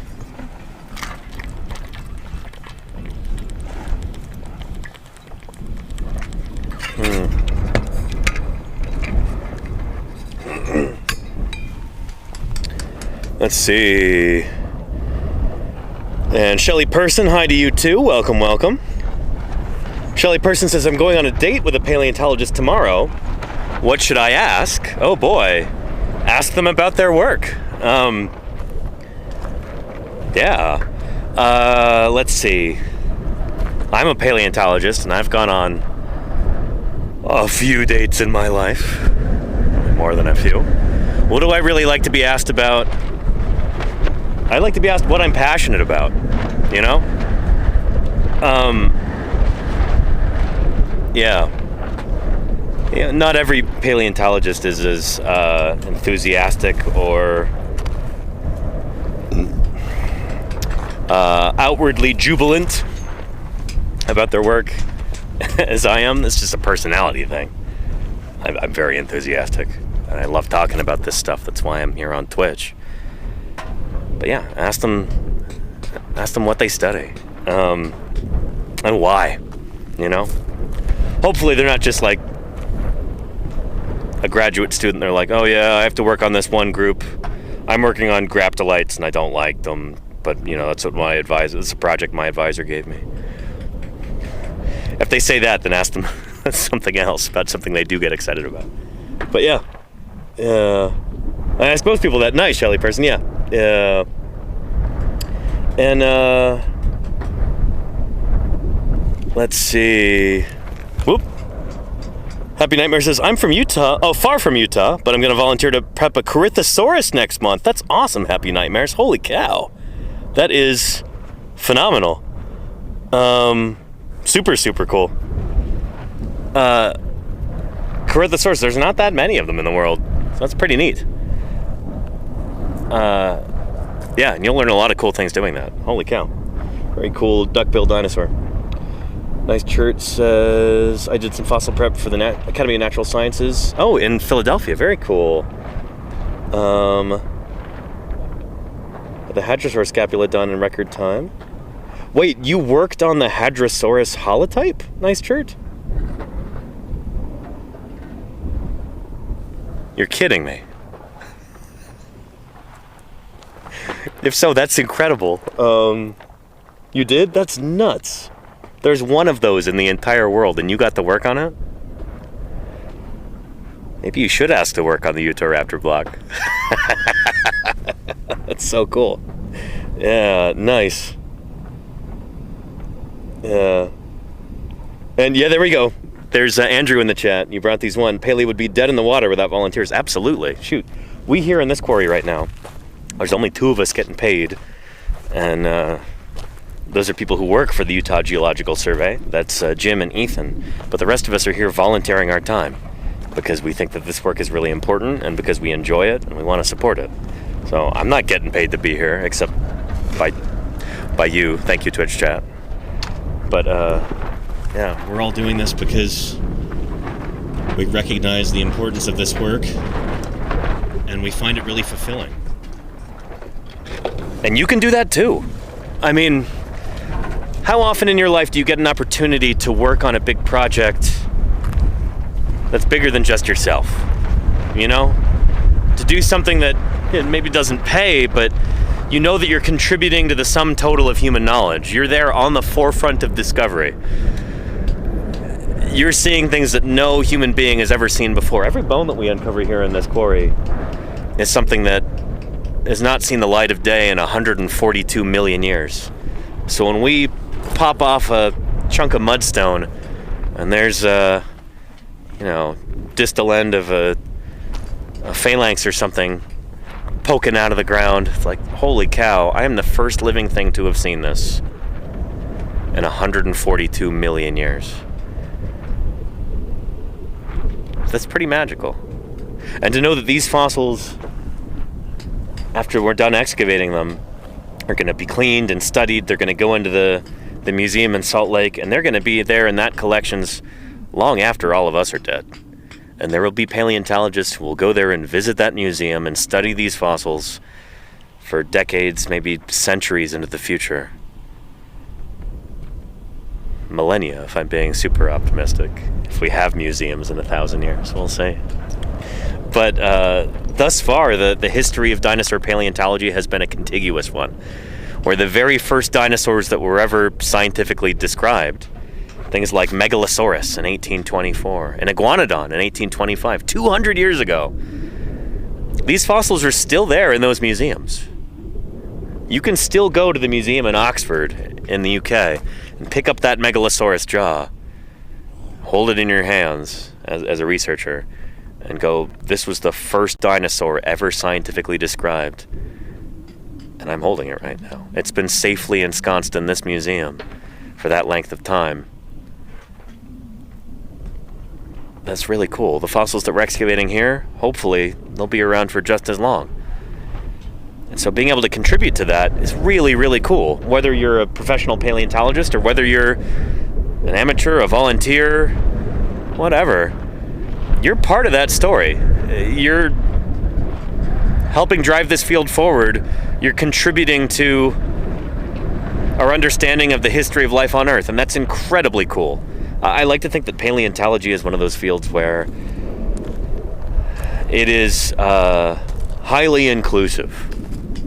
You as somebody watching Twitch right now, you could get involved with the museum, volunteer there, and be making contributions to this field, important contributions, in a way that would be really difficult to in other scientific fields. How many times do you read about, this person who's a physics enthusiast, they discovered a new particle and now it's named after them. Like, that doesn't happen. What? How many times does an amateur paleontologist or a volunteer discover a new kind of dinosaur and it gets named after them? It happens. Like, with fair frequency. Paleontology is accessible in that way. You can get involved, You don't need a degree, necessarily. You don't even necessarily need any experience. We've had people who have come out here who, they're just interested members of the public, and they want to come help out. And they don't mind living in the desert for a week or so. And sometimes they find really, really cool stuff here in the quarry. I think that's pretty special, and I think that's worth repeating again and again on these streams that I do. You can get involved. You watching at home, it's very doable. When I was down in St. George with Andrew a few months back, when we were working on that emergency fossil dig, there were a whole bunch of different community members who showed up. People from Twitch chat, people from the Paleontologizing community who showed up in person. They drove in or flew in, and they were there to help excavate these fossils. And it was a really meaningful experience to them. That was incredibly cool. People who had no prior experience. So, yeah, I don't know if there are very many scientific fields where you can just show up and be like, hey, put me to work. And you can contribute in a really meaningful way.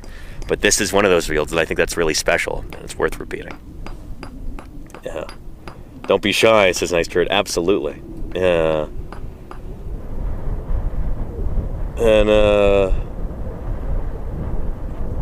And, thank you, Lenina, for reposting that. Andrew says we're looking at 4 to 6 months of excavation at the substation quarry starting next fall. Very nice. Next fall? Like fall 2026 or fall this year? Oh, boy.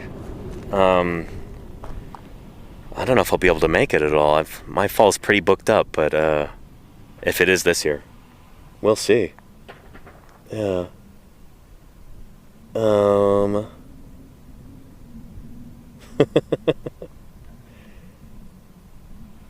And Happy Nightmare says, I was really surprised you just emailed my dinosaur biology professor. That's cool that you had a dino bio class. Way different from other academic fields. Yeah, we try to be approachable in dinosaur paleontology. Not everybody succeeds, but, And from Kennedy 104, thank you, Claire Bear, for repost. Take a look at a fossil found years before and think, wow, this one is a game changer? Something completely unexpected, like finding of a pregnant dinosaur by looking at the bone. That happens a lot, actually. Yeah, not all discoveries are made in the well, I take it back. All discoveries are originally made in the field. We wouldn't have fossils if there weren't people out there digging them up in the first place. But sometimes fossils get excavated and cleaned and brought back into collections, and they just kind of sit there without being fully appreciated until some curious and often very lucky scientist comes in there and picks it up and goes, wow, this is cool. They see it in a new way, and they're able to interpret it. And a good example is Mirasaura, this drepanosaur reptile from the Triassic that was just announced yesterday, I think. This is something that had been sitting in collections, I think, since like the 1970s, something like that, maybe even earlier. And the right person came in, picked it up, looked at it in just the right way, and something clicked in their brain. They're like, holy cow, everybody's been looking at this the wrong way. This is really, really cool. And they're able to do some detailed analysis. Turns out it seems to be related to a critter called Longisquama, with these big frilly, like, frond things coming off of its back. Picture like a skinny iguana, and it's got these long, almost feather-like quill things coming off of its back in 2 rows. I think, is it still 2 rows? That may have been reinterpreted. But anyway, somebody found a similar one, and it helps contextualize this other one, and suddenly we have a newfound understanding for this whole group of animals because of something that somebody found in a museum drawer. So that does happen all the time. Yeah, a lot of important discoveries are made in museums. But those discoveries wouldn't be possible without fieldwork in the first place, without going out there and digging up the fossils, out in the desert or wherever else you find important fossils. But yeah, and Reagan Nation, thank you for the gift sub. I really appreciate that. Thank you kindly for that. Excellent. Yeah.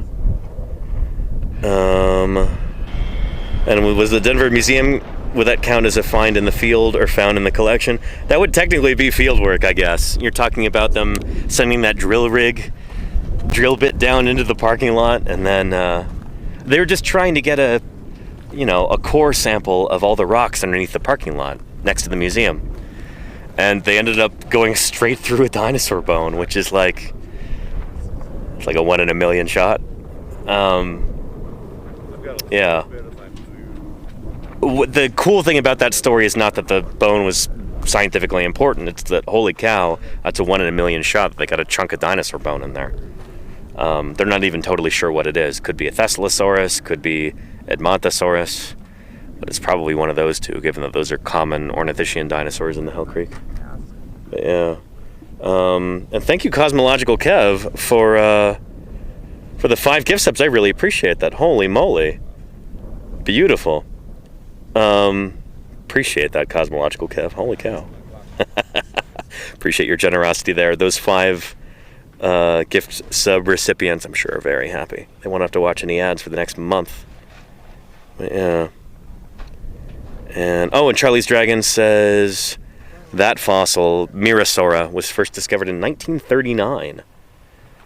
But I guess sat in a museum drawer until 2019 when somebody spotted it. Very cool.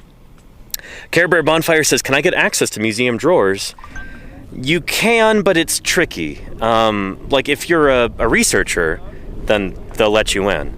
But it's not like they'll let anybody in off the street to go study this. It's sort of like if you're an art historian and, you want to go study a famous painting. You want to be able to take a Van Gogh off the wall and look at the brush strokes or do some sort of analysis on it or something. They're not going to let, any average Sally in off the street to come take a look at that. You got to kind of demonstrate that you know what you're doing.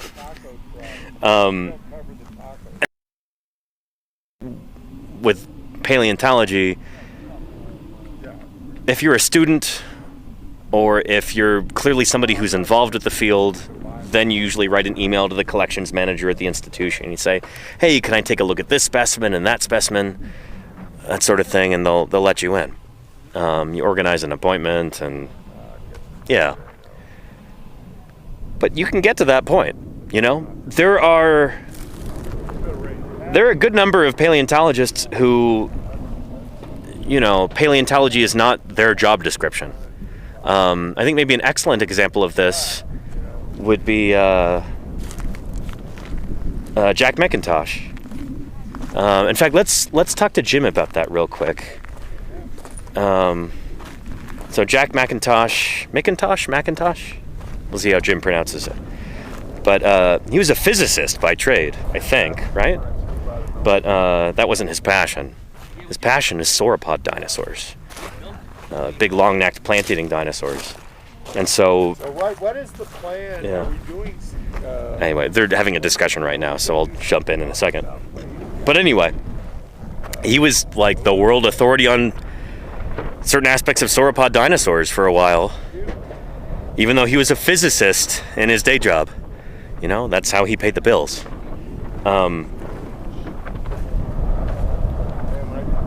But the thing is, he studied the literature, he talked with paleontologists, he went out into the field and I think did some excavations, that kind of thing. And so he became an expert in the field, even though paleontologist is not necessarily his actual job description. You know, that's not what it would say on his paychecks or whatever. So yeah.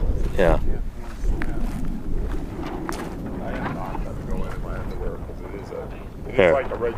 Well, let's ask Jim about this. I will try to interrupt her. Families and kids Saturday? Yeah. There'll be So 100 like, people. you go to a different part of the beach. There we go. Hey, Jim. Yeah. Can we talk to you about Jack McIntosh for a minute? Is it McIntosh or McIntosh? How'd you pronounce McIntosh. it? McIntosh. Oh yeah. So I was talking about how I had a question in the chat, like, could a normal person walk in off the street and look in collections at dinosaur fossils? And I said, no, you need to be like established in the field. People need to be able to trust that you know what you're doing. Like a collections manager is not going to let, you know, any average Joe look at things. But there are lots of examples of people who became experts in the field, even if paleontology wasn't like their full-time job. So how does McIntosh fit into this? Well, McIntosh started being an expert before he went into a different field. I mean, he was a student at Yale. Oh, I didn't realize that. Okay. And he was studying the Marsh. He went there because of the Marsh collection. So he was interested in sauropod dinosaurs. Yeah. That's why he went to and Yale. He was working on it, but the geology department, you know, back then, Yeah. you know, this is when other people like Ostrom was at AM&H, Yeah. Columbia. Yeah. But they wouldn't let him study dinosaurs for a PhD because they weren't worthy of study. So he got so ticked off, he just got a PhD in nuclear physics. Right. He decided to do something a bit easier, you know. Yeah, and became a major player in nuclear physics, you know, particle physics. I mean, no doubt, he's published a lot in there. But at the same time, he stayed working with sauropods and became one of the world's expert on sauropods. Right. Okay. But he did that hand in hand. You know. Can you help me come up with an example of somebody who they started as just an interested amateur and then they became a mover and shaker in the field? I went to school for a bit at least. Yeah, I mean, I'm trying to come up with names of completely, you know, amateurs who contributed and written papers and things. But like major players, you know. Well, even just somebody. If you look at like Jack Horner, you know, he never got a degree. Yeah. He basically went to school and ended up being a preparator and got in the back door. You know, because of his dyslexia. Right. I mean, he had all the sharps and smarts you could want. Yeah. But the system was against him. And he said, screw the system. Sorry, excuse me. You're fine. Jack did it in spite of him. You know, and that's I've always admired about Jack is, you know, people saw, you know, he's just I'm gonna do this. Yeah. And there's more than one way to skin a cat. You know, and people get in. They usually get in though, starting in as volunteers at a museum. You know, just walk in and say, I want to start doing research in your collection. Right. Okay. So that's actually some really good advice. If anybody wants to actually get involved with paleontological research, even if that's not your background, start by volunteering. If you get into the prep lab, if you're able to start cleaning fossils, like that's. You know, you say, well, this is neat. Has anyone ever done this before? Do you mind if I maybe start nibbling on this research? They generally say, sure, go for it. Great.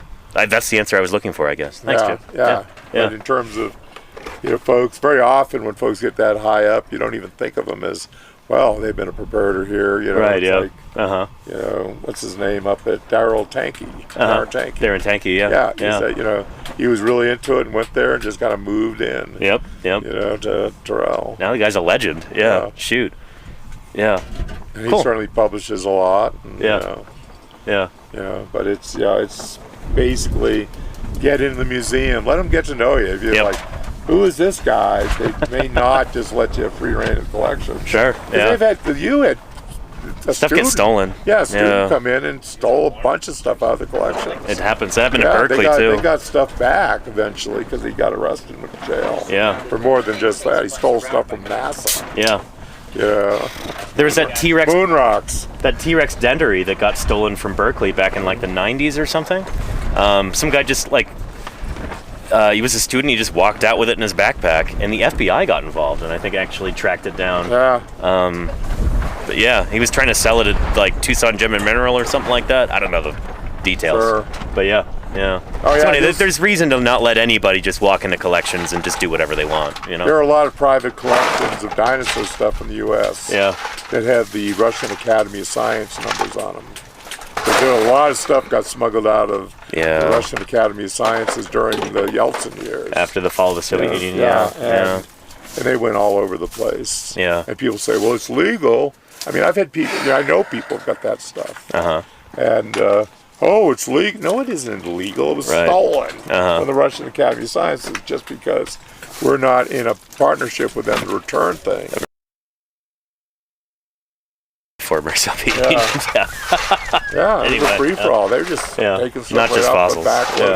Just kept taking stuff out. Yeah. Anyway. Very sad. Thanks, Jim. Yeah. It's really nice having. Oh, and you can go back to. Sorry for interrupting your discussion about swimming and stuff. I'm also eager to figure out what we're doing in the next few days. So. Yeah, we got to figure it out. Yeah. But it's nice to be able to, lean on Jim a little bit when we're trying to explain certain concepts or give examples of interesting stories in paleontology. Yeah. And Jumpin' Beans is, how do we go about volunteering? That's a good question. Shoot. Some museums, first we're making the assumption that there's a museum near where you live that has fossils, has a program associated with paleontology. For a lot of people, that's not the case. They might not live near a museum. But if you live in a major metropolitan area, chances are there is a museum nearby, and if you're lucky, it's a good one. If you're lucky, they have a paleontology program, they have a fossil collection there, collection space, prep lab, maybe even a field program. And yeah, I'll tell you about my personal experience with this. So I grew up in the San Francisco Bay Area, and that's where I live now, in the East Bay. And growing up there as a dinosaur-obsessed kid, I was always disappointed that we didn't have like a big show-stopping fossil museum nearby. There was no American Museum of Natural History or Field Museum or Denver Museum of Nature and Science or something like that nearby. No big beautiful cathedral to natural history anywhere around. We just don't have that in Northern California. Not really. But I had heard rumors around 4th grade, when I was in 4th grade, so what is that, like 9 years old, something like that? That they had fossils at Berkeley, at the University of California campus. And so I'd hear rumors about this, but, being a little kid without any... wasn't able to, like, go and look. But then that they did have a paleontology museum on the Berkeley campus.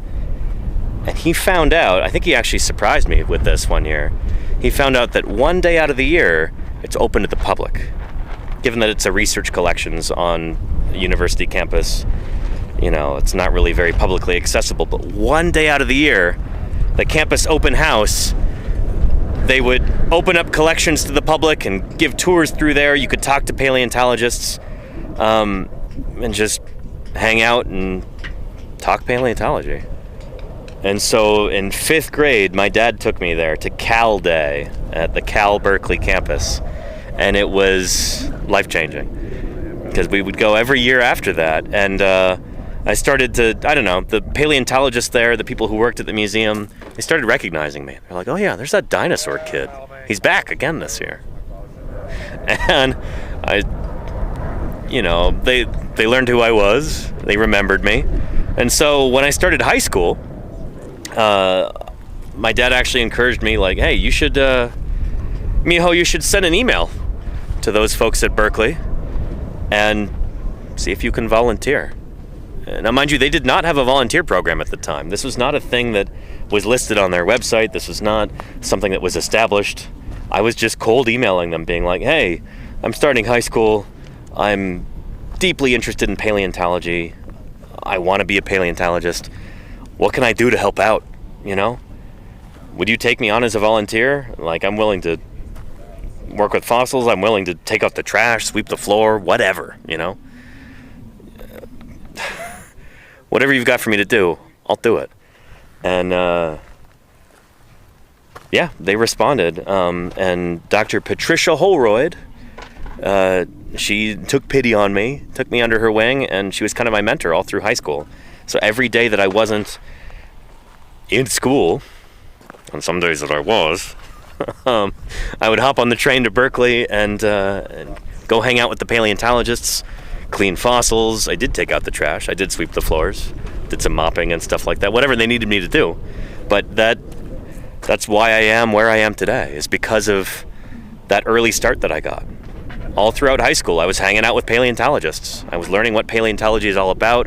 I was assisting with research and curation and fossil preparation and all that good stuff. And that put me where I am now, you know? That's the best piece of advice that I can give to anybody who's interested in a career in paleontology, or just anybody who's interested in getting involved in paleontology in any capacity. See if you can volunteer. Or if you're in a financial situation where you can't afford to volunteer, like you need to have a paying job at all times, see if you can maybe get a job at a museum. It doesn't have to be as a curator or as a fossil preparator. Those jobs are, you know, there's a lot of people applying for those jobs. See if you can get a job as a custodian, a janitor, working the front desk, working in the gift shop, whatever, just to get your foot in the door, just to be where the action is. Because if you can be there and hang out with paleontologists, amazing things happen, you know? So that's the best piece of advice I can give you. Yeah. And were you born after Jurassic Park? I was, yes. Yeah. Wait, no, I wasn't. What am I talking about? I was born before Jurassic Park. Oh, no, definitely born after Jurassic. I'm 21 years old, so yeah, Jurassic. What's that? I never heard of that. We have a running joke here, anyway. But no, I was like 2 years old when Jurassic Park came out, 1 or 2. Yeah. You're 21, Heavy, says Lenina. Yeah, there you go. And Ann Wookie, how are you doing? Welcome to Paleontologizing. They say, so fun to see this on Twitch. What is the big find that a lot of paleontologists hope to find? What would be game-changing? Oh boy. So that's a really difficult question to answer because paleontology is an extraordinarily broad science, you know? It's like saying, oh, what would a biologist like to find? Like, what kind of biologist? Biology is everything from studying giraffes out on the African veldt to studying bacteria under a microscope in Bakersfield, California.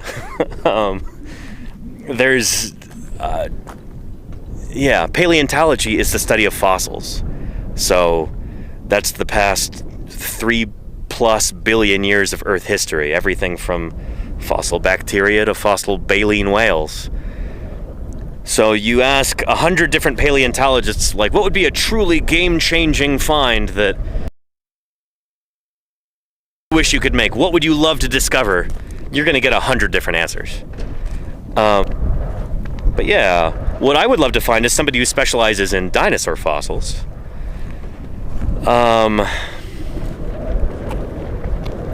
What would I really, really like to find? We talked about this the other day. If we're talking like pie in the sky, it would be, I'd love to find, I don't know, a super early dinosaur. The earliest one yet found, that would be really neat. You know, potential ancestor of all dinosauria, that would be stellar. But here in this quarry right now, to get more granular, I'd love to find the hands of this iguanodont dinosaur that we're digging up. We're digging up a dinosaur that would have looked something like this. Ours is a new species here, and we don't know what its hands or its skull looked like yet. We've got some skull bones, but we'd like to find more. So yeah, finding some more hand or skull bones would be killer. Love to do that. Yeah. So I hope that makes sense. We might walk around the quarry in a second and ask people what would be your dream find. Yeah. And well, Lucas says, would it be cool for you to find dinosaurs from Rangelia if it really was an island isolated for over 100 million years? Where is that, Rangelia? It sounds like Wrangel Island up near, up in Siberia. 100 million years sounds like a long time to be an isolated continent. But, yeah, I don't know. Anyhow, I'm gonna get some more water. Utahraptor ulna would be a find. It would be a nice shirt. It would be. Yeah. And Ann Wookie says, that's cool. He looks interesting. Oh, thanks. Yeah. Iguanodonts are pretty neat. They are. Yeah. And Cosmological Kev, I'm gonna be going to the UK in November. Yeah. I just booked my ticket. The Society of Vertebrate Paleontology meeting is gonna be, in Birmingham this year, so I'll be there, and I think I'm going to be joining a group of a bunch of other paleontologists going to a bunch of different dinosaur sites, and Crystal Palace, Sydenham, South London, should be part of that. Go see the iguanodon and the megalosaurus and the hylaeosaurus and all of them. I'm excited. I've been dreaming of doing that since I was a kid, so yeah, this is going to be the year.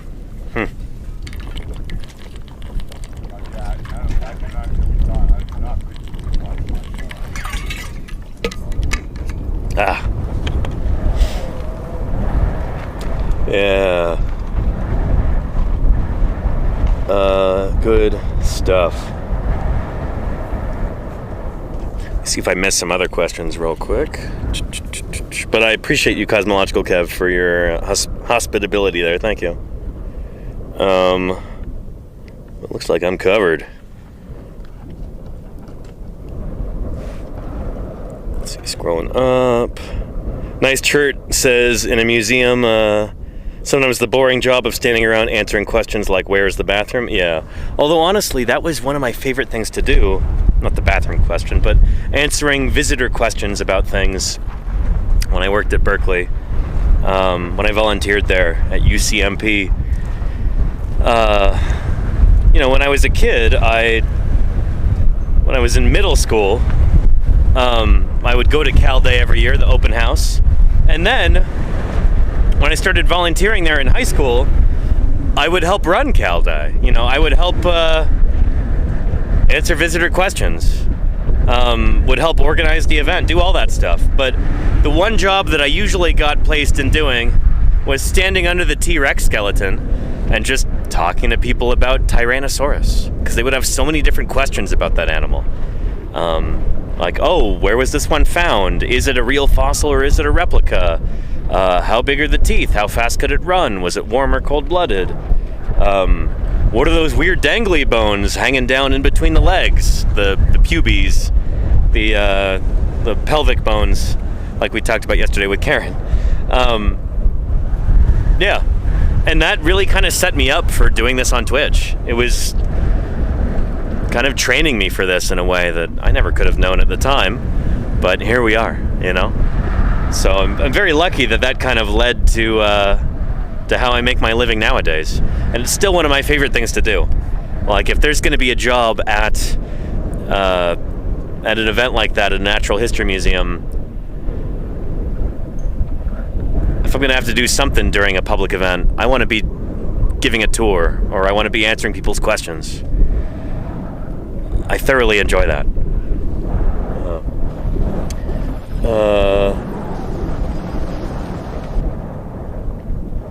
Nice Church says, that is where I always parked myself. I never got asked those fun questions. I think at one point I had like a big button thing that I made that said like, ask me questions about T-Rex. But I would also just solicit questions. Be walking by and I'm like, hey, you know what this is? Got any questions about this? Yeah. And I would be hoarse by the end of the day.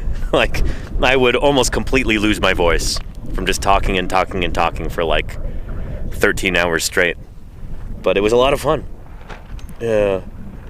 And let's see, Andromeda Creates. How are you doing? Welcome to Paleontologizing. How was your stream? How are things? Thanks for raiding in. My name is Danny Anduza. I'm a dinosaur paleontologist. This is Paleontologizing. We're out in Utah digging up dinosaurs. I'm taking a minute to walk around and answer folks' questions. But let's get back down into the quarry and I'll show you around. So I'm here working with the Utah Geological Survey. We've got a brand new species of iguanodont dinosaur, most likely, that we're excavating, and could actually be 2 new species. Still trying to figure that out. Is this 1 critter or 2? And yeah, I'm excited to answer your questions and give you an inside peek and stuff works. Where'd that jacket come from, Fisher? Nice. I wish it had better stuff in it, but it's okay. That's the ribby thing? Yeah. Nice. Looks like there's some other random stuff in there. But Nice, okay. I don't think that's part of it. Uh-huh. Beautiful. Well, it's nice to have that out so we can trench around the big jacket. Get more room. Yeah. Things in there Oh, yeah. that aren't Bone there. particularly impressive, but what can you do? Yeah, better than nothing. Yeah. We'll find the good stuff underneath this. Yeah, we'll see. Yeah, we've got another bone over here. It's not underneath. Right here. Probably more rib right there. Yeah, that I'm almost certain we're not keeping. Yeah. We'll see. Yeah. Could just keep going and going. No, it seems to end right here, huh? Yeah. It's the chunko rib. Yeah. But under this big white blob right here, chat, are a whole bunch of limb bones that we found last year. See the outline of one right here? Yeah. There we go. So it was like 5 big limb bones? Something like that. And we had to rebury them. We didn't have enough time to dig them up last summer. So we've returned and we still haven't gotten them out of the ground. Yeah, no, it's been almost a week and a half. But Yeah. they're still sitting there. Yeah. That's okay. We'll get it up. And I'm really hoping we've got more good stuff under here. So I'm going to be working this layer down tomorrow morning. Yeah.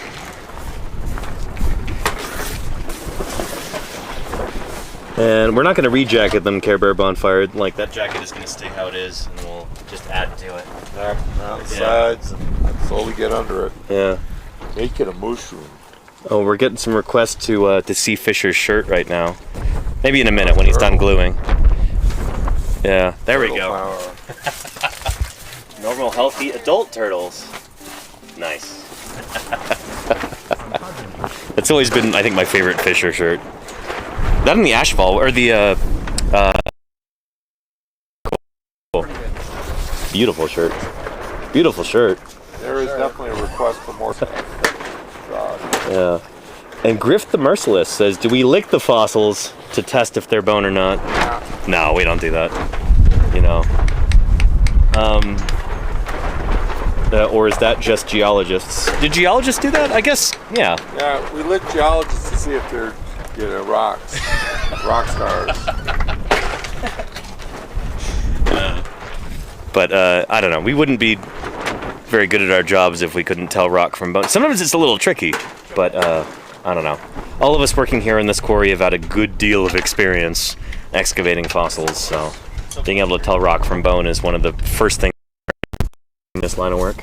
Well, and the whole thing, the whole story of licking attaching your tongue to it, really came from people digging Pleistocene stuff. Oh, really? Yeah. So it's only like that's partially all from modern bone, Yeah. Because it if works for a lot of bone. yeah, it does. Not in the Morris. super It works in the Hell porous, Creek most of the time, But basically, the porosity, if it's not fully if it's fully mineralized, it doesn't work. It's that fine micropore space is what causes the moisture to attach. Surface tension. But so if it's agate bone, like licking a piece of chert, no different.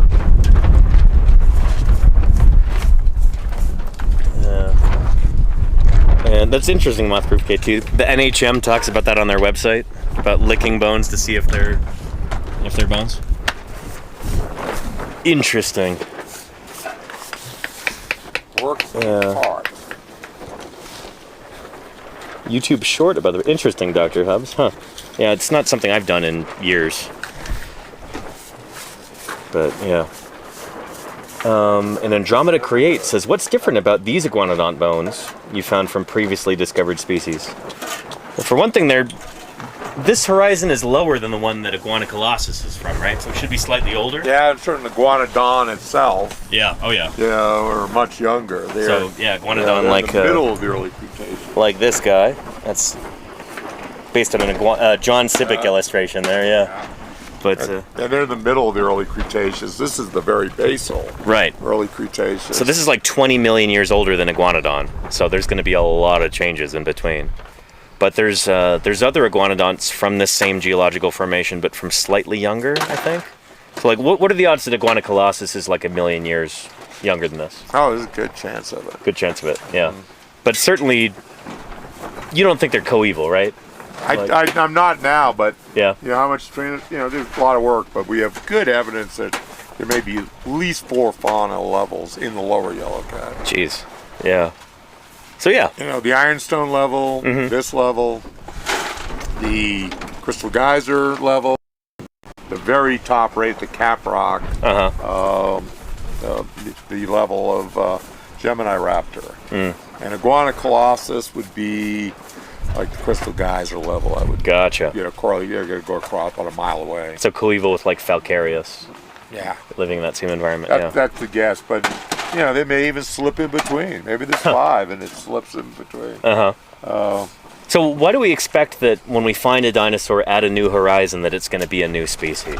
Well, if you know that you're looking at an age of rocks, separated by millions of years from any other rocks that have ever produced fossils of that kind, you can be pretty comfortable it's probably going to be new, because dinosaur species evolved much more rapidly we used to think in the old days. Yeah. We thought they were like crocodilians, and you'd get the same species for 5 to 10 million years. Not the case with dinosaurs. There's like when we have good control on time, which is not as often as we would like. Yeah. But when we have that, like in Montana and Alberta, or in Grand Staircase, basically you see species turn over about every 500,000 years. And the genera, like Centrosaurus, will last 1 million to 1.5 million per genus. And if the stuff is scrappy, so you can't be so sure, then people start lumping and get longer ranges. But if you have really good material, real good time control, stuff turns over as fast as mammals. So about every 500,000 years, it'd be a different all species. other things being equal, different dinosaur species, like they only last for about 500,000 years before going extinct or being replaced by something else, or maybe evolving into something else. Yeah, and it's not, it's not a clock, and they're going to be overlapping different things. Right. The extinction levels are real important, because you have multiple taxa turning over at about the same time. But things are turning over all the time, but they're just overlapping in different ways. Right. So it's harder to subdivide that time interval. Yeah. Cool. Thanks, Jen. Yeah, so basically, I don't know. Given that these rocks are a little bit older than any of the other rocks that have been, that other iguanodonts have come from, we expect this to be a new species, just because that's kind of how things work. But also, there are morphological differences, and I can't really talk about too many of those just yet. It's not published, but we seem to have differences in the hips. and we're trying to find more overlapping parts with dinosaurs like Iguanocolossus. We're trying to find some of the same bones that we have for that critter, so we can compare apples to apples and say, okay, these ones are definitely different, and here's why. But we're still working on that. That's one of the reasons why we're still excavating this site after, this is our 4th season doing this. We've got a couple hundred bones, but we need more. We need more material in order to be really sure about this critter being different. The more data we can gather, the better off we are, Most things in life. Bobby69966, welcome back. Brilliant people to talk to, I appreciate that. Yeah. Does radiation have an effect on evolution? It can, yeah, but that's not really like... So radiation can cause mutations. You were talking about like nuclear radiation, right? Or solar radiation. Sure, that can create cell mutations. It can cause things to mutate. But that's not like a driving force in evolution over millions of years. For that you want to look to natural selection, and to a certain extent sexual selection. And like genetic drift and that kind of thing too. Founder effects. Like there's all these different like mechanisms in evolution that cause the actual change. Nuclear radiation, stuff like that is not really anything that it doesn't really account for anything in the grand scheme of things. Yeah. There are different kinds of organisms that can evolve at different rates though. So like we talked about this, we mentioned this briefly yesterday with Karen Poole, that fishes like gar, for instance, seem to evolve very slowly. To the point where there are lineages that split way back in the Cretaceous period, like 80 million years ago. You've had 2 different lines of gar that have been evolving in separate directions, but evolving so slowly that they're still close enough to each other. They're close, like their genomes are similar enough that they can still interbreed in the wild and produce viable offspring. They can still hybridize. Like those species or genera are still that close to each other that they can produce viable offspring together. And normally it's like within a couple million years or less of after a speciation event, they're too different and they can't interbreed with other kinds of animals. But gar evolve so slowly that they can still hybridize, which is nuts. Dinosaurs, on the other hand, seem to have evolved very quickly. Like they're just changing all the time. And part of that is going to be like gestation rate and when these things achieve sexual maturity. So like, I don't know, a lot of dinosaurs they would take a while to mature, but like before they're full grown they can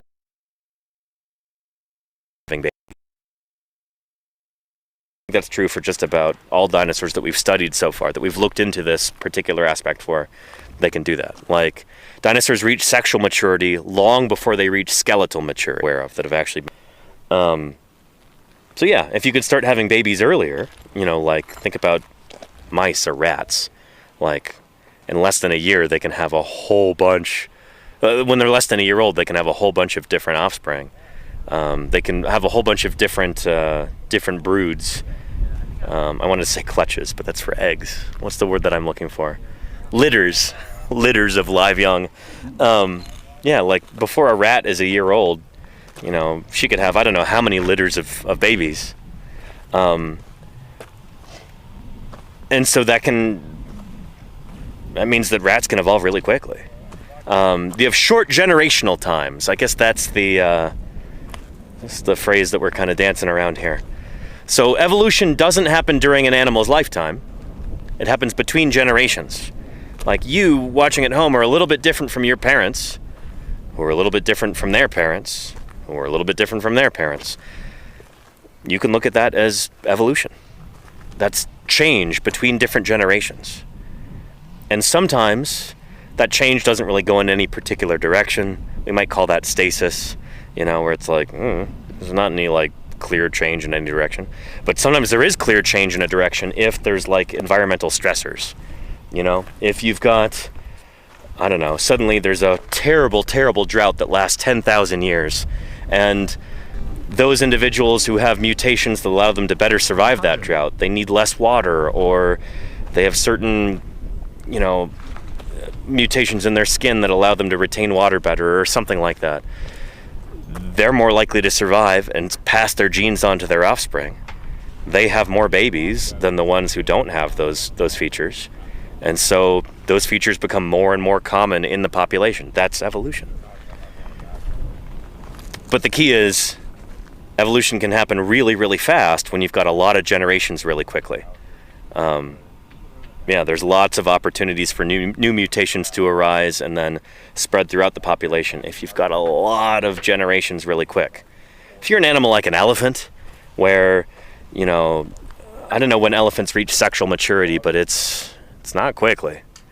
They might be, I don't know, in their 20s or something like that before they can start having babies. I'm not sure.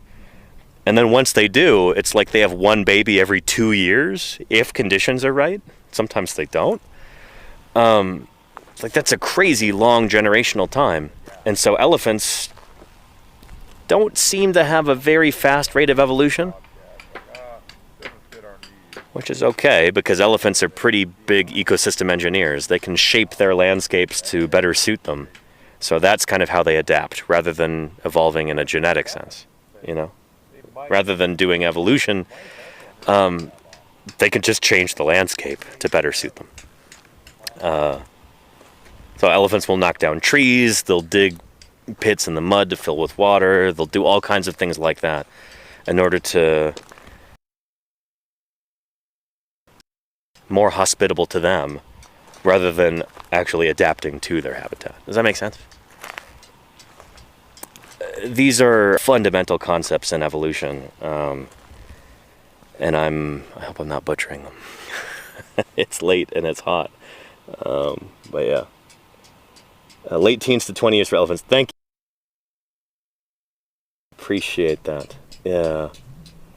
The 6 years between each baby, and gestation periods around 22 months, almost 2 years. Yeah, that's nuts, Charlie's Dragon. Holy cow. Yeah. Anywho. Let's catch up to chat here. Yeah. And there you go, Alexander Morrison. Yeah, crocs also,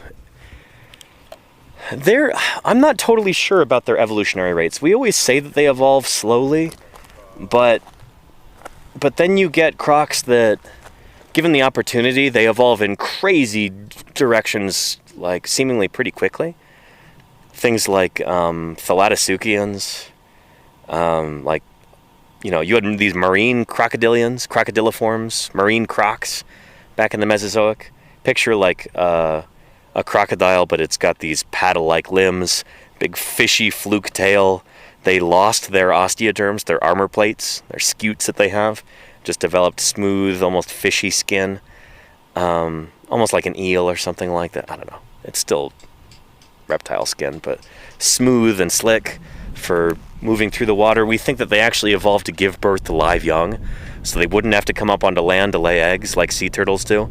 They could just fully commit to life in the ocean, where they're just in there 24/7, 365 their entire lives. And that's some pretty crazy that's some pretty crazy morphological change that's happening. Maybe it was really slow, I don't know. Or maybe those guys evolved the ability to evolve quickly, I don't know. I don't know enough about crocs like that. But yeah, we often think that they evolve really slowly, but maybe it's more that they're not forced to change very much. If you're a crocodile or an alligator today, you're living in a wetland environment, you're eating whatever swims up to you or falls into the water, or whatever you can snatch from the bank. You know, life's pretty slow and easy, to a certain extent, you know? There's not a whole lot that's really changing. You're always going to have ecosystems like that somewhere in the world. where it's like, yeah, it's kind of a swamp. There's water around, there's plants, there's critters that fall into the water or swim around in it, and you can eat them. There's not really a whole lot of reason to evolve crazy adaptations. So maybe that's why we don't see a ton of morphological change in crocs since the Mesozoic, at least when they're in that environment. But then they venture into other environments like the ocean, and bow, they're doing crazy stuff. So maybe that's it. I don't know. Yeah. And let's see.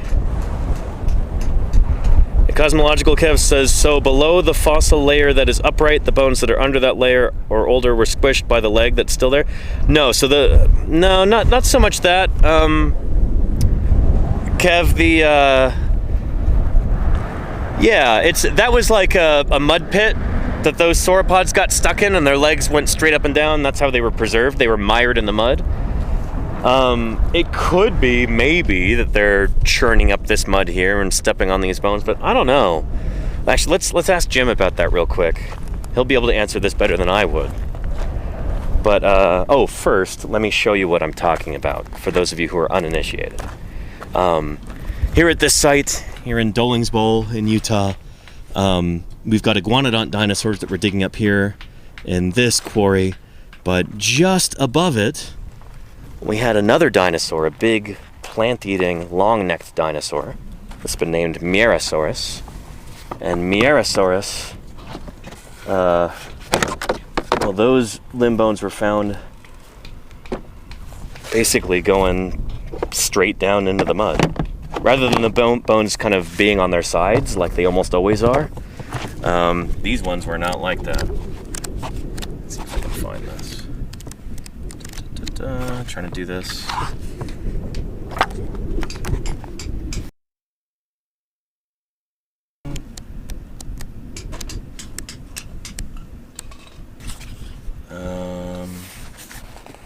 there, should be just before it. Where's our Mierosaurus? There we go. So, big plant-eating dinosaur, long-necked dinosaur. They seem to have gotten stuck in the mud like this, and they were just mired there. This is just above the layer that we're digging in. And so, at the time that this scene is playing, iguanodont dinosaurs had already lived and died, and fossilized. But how much time is represented there in between the Mierosaurus getting mired and our iguanodonts getting preserved? Yeah. Let's ask Jim. No word from your buddy Eric. Here, Jim, we got a question. Some of my viewers are interested in the idea that here in this layer, all of these bones are kind of found typically on their sides, like is typical for a quarry. And then above it, we have Mierosaurus that was mired. Yeah. How much time is represented between those two? And did the Mierosaurus, potentially smush these bones into the mud, or were they already there? There is about a foot of mud between the skeletons that we had over there. Yeah. And the base of the foot of Mierosaurus. Right, okay. Yeah, I found that first rib going under the foot. Uh-huh. Because you got to clear under it, before you flip the jacket. So we're talking about like a solid 12 inches, like a third of a meter almost. Yeah, so, a lot of mud. So how much time do you think would be represented by a foot of mud? You look at, look over there, you see these layers. Uh-huh. Each one of those layers is probably a different flood event, from a big storm coming into this marsh area. And here we're more probably on the periphery. We don't have nearly the rooting we see further over. Yeah. This marsh has different environments and different pits. Sure. You've dug these as long as I have, you'll see that what we see here is not what we see further to the north, or further to the south. So, but each one of those layers is probably mud flowing off the river and stuff into this wetland, following a big storm event. And then nothing much happens for a long time. So we could be talking about thousands of years potentially in between even just two of those flood events. they could be happening every other year. Oh, really? Those Okay. layers there. Shoot. But then they could be bigger pauses, which, you know, intervals where it's drier than normal, where it doesn't happen for 100 years. I mean, this is just, but in that kind of time range. Yeah. But, you know, these sediments could be like, you know, these layers could go for hundreds of feet. Sure. And then pinch out. Yeah. And then other storms broke through the streams with banks elsewhere and laid layers that only covered one end of them. And, Sure. Kind of you know, filling in that so accommodation. the whole thing is like, you know, like, Yeah. you know, candle wax coming off. It goes in, piles up here, and it streams up, goes up over there. Yeah. You know, it's not just steady state going Right. up There's in like one spot. horizontally across this basin, you're going to get certain areas build up, and then there's a hollow over here, and that'll get filled up. Kind of like that, right? Where it's a little bit more And that's what I think is complicated. going on for this whole interval through this whole area. Yeah. Is below here we have these, you know, peat beds that are pure peat. We don't see bone in that. Yeah. But we see solid plant material, fern mats. Yeah. Regular. You don't. And who knows, man, we will find some bone in there, but Yeah. we haven't at this point. But just at that edge coming up, we see, you know, bone layers like this Yeah. forming. Yeah. And then somewhere, probably below the level of your equipment, you know, maybe at the level of that bush there or a little lower, 1,000 years. That'd be really this is the bracket of this interval in this area. Okay. And things are being buried at different times. We, you know, bones coming out of it right in our camp. I don't know anyone. Yeah, where we eat. Yeah. So you go around, they're coming out by Don's tent. Yeah, yeah. A little less to the east of us. There's bones on the top of that are coming out of it. So it's like, and there's different things. The tooth lag, scute lag, there's much fewer big bones, but you know, it's a lag of teeth, but it's still part of this complex. Sure. Okay. You know, we still have a lot to learn, but it's a big wetland area Gotcha. that was receiving sediment and in such a way that bones would be preserved. Sure. The soils are awful for bones typically. You know, 'cause Yeah. Yeah. Yeah. fertilizer, bone meal. Hey, cool. Thanks, Jim. All right. Appreciate it. Yeah. Yeah. So I hope that makes some kind of sense. Oh, let me pick up my sunglasses too before they get stepped on. Yeah, the sauropod episode, this guy got stuck in the mud. Yep. You know, his bones were scattered. You know, you have the legs sticking down, everything else all scattered all over. There's some big iguanodont scattered with it too. And then, you know, period of quiescence, a little bit higher, we got other stuff. Yeah. You know, and we got part of another sauropod skull. You know, higher than the first one. It's probably all part of the same animal. You know, and that of course complicates things. But Right. I'm pretty sure that's a separate animal. We don't include it in the holotype. So a separate, not separate taxon, but separate individual. Individual Mirasaurus. But it's probably Mirasaurus skull. Yeah, it's a skull roof of another one, a little Gotcha. bit bigger than the holotype. Okay. Yeah. So there's at least two of them over there. Cool. Random, and we've got some sauropod stuff up under Jim's place. Yeah. You know, way down low. So to clarify, Mirasaurus came from basically right where the action packers are, right there, right? Yeah. Where we have our gear set up. Yep, right on the other side of that drainage where Yeah. we made the drainage. You know, Yeah. but, you know, that's where a lot of Mirasaurus came out. You Yep. know, by the forelimb. You know, this wash, it was the bank of this wash, really to this mound over there, where the first few bones were seen after a big flash flood. Right. So let's see what they're doing. And surprise, surprise. We've got a whole treasure trove in here. Well, there was. Let's hope we find more of it. Well, this stuff is lower. Yeah. You know, the Mirasaurus, you know, level, see that hard, like, mud bank? The top Yeah. of the wash there? That's the level of Mirasaurus. Oh, okay. You know, at least, On there, top and there. there and above. You know, Yeah. that, you know, couple there. So this up here basically is like the Mirasaurus level, right here. Top of it. On top of it. Yeah. Oh, okay. Up here, up there. Would be the Mirasaurus. Not all Makes the way sense. up, just Yeah. that level.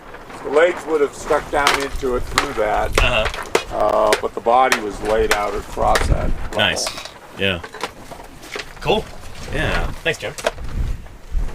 So yeah, again, right over here is the old Mirasaurus site, and you can see there's still data nails here that were hammered in when they were doing this excavation. So we've got one right here with a tag on it. Yeah, that is. This looks like my handwriting. 28 east, 90 north. Another data spike. We've got more over there. Yeah, so this was the Mierosaurus quarry right here, where Mierosaurus was discovered. And then right next to it and below it, we've got our new iguanodont. Cool. And those critters are probably from the same, probably what we call coeval. So they lived in the same environment. They, yeah. If we were back home, I'd play that clip. They were roommates. Oh my God, they were roommates. Living the same time in the same place. You know, they were neighbors. Yeah. So anyway, not that much time represented between them, but it would have been a few hundred years probably in between when the Mierosaurus died and before that our iguanodonts in here. But yeah, I hope that answers your question there, Kev. And thank you, Brain of Purple, holy moly, for the gift subs there. I really appreciate that, holy cow. Thank you kindly, Brain of Purple, for your generosity. Phenomenal. There are how many people? 10 gift subs there. Really appreciate your generosity there, making it so that 10 different people won't have to watch any ads for the next month. We'll be out here for another week and a half, out here in eastern Utah. Then I'll be going back to my office and we'll be doing some office streams looking at new scientific papers. We'll do a review of all of the new dinosaurs that were published while I was out here in the field. Dinosaurs we haven't been able to talk about yet. But I'll go and read those papers and walk you through those publications, and we'll welcome these dinosaurs into the world after they've been newly named. There was just a new one, a new sauropodomorph that I think was published yesterday. I haven't had a chance to read the paper yet, but we'll be talking about that when I get home around August 10th or so, something like that. So I look forward to that. It's going to be good. Oh, my point is that people will be able to watch those streams too without any ads for the next month. All those lucky gift recipients, thanks to Brain of Purple. Appreciate it. Good stuff.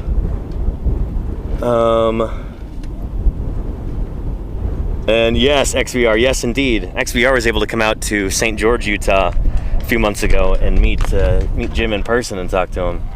And that's always cool. Yeah, Jim is just a fountain of knowledge. Yeah. Pretty cool. We need to get some water.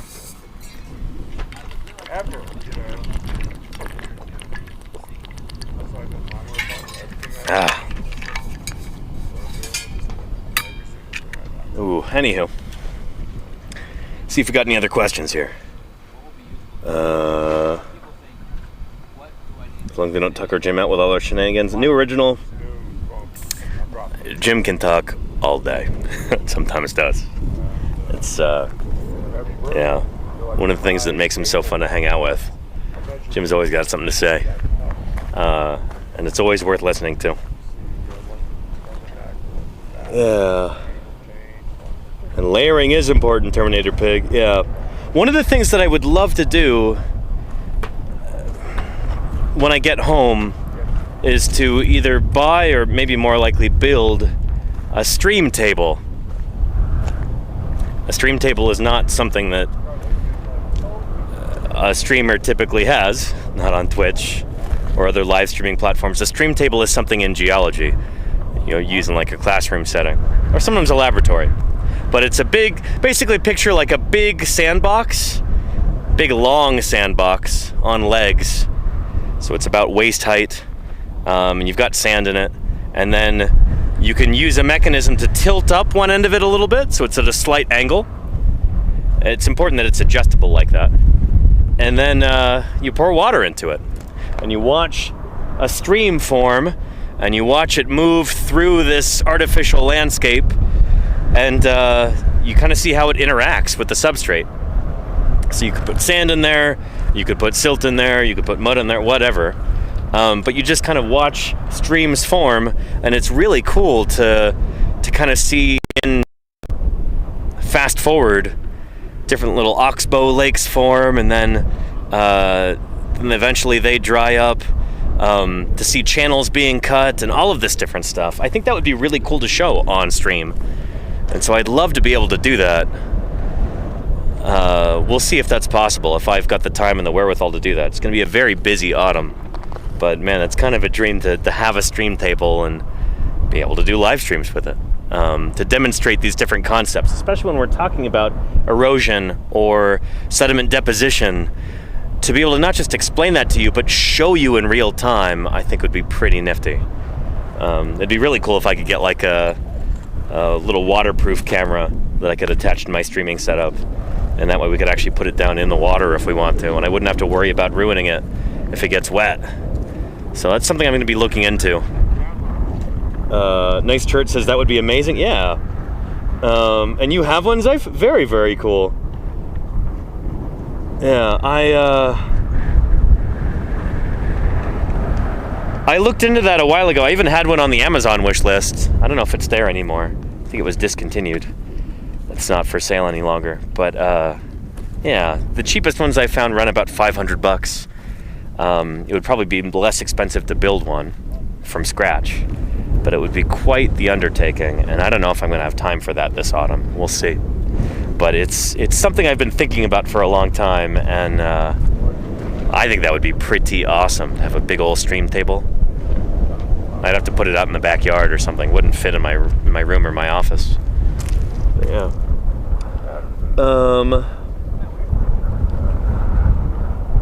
Yeah.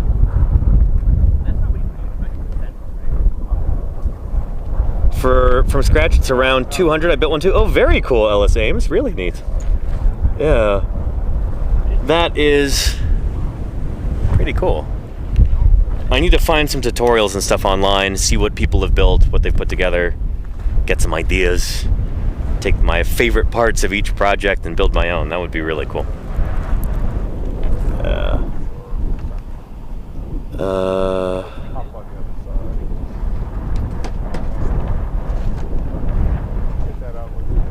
Anyhow.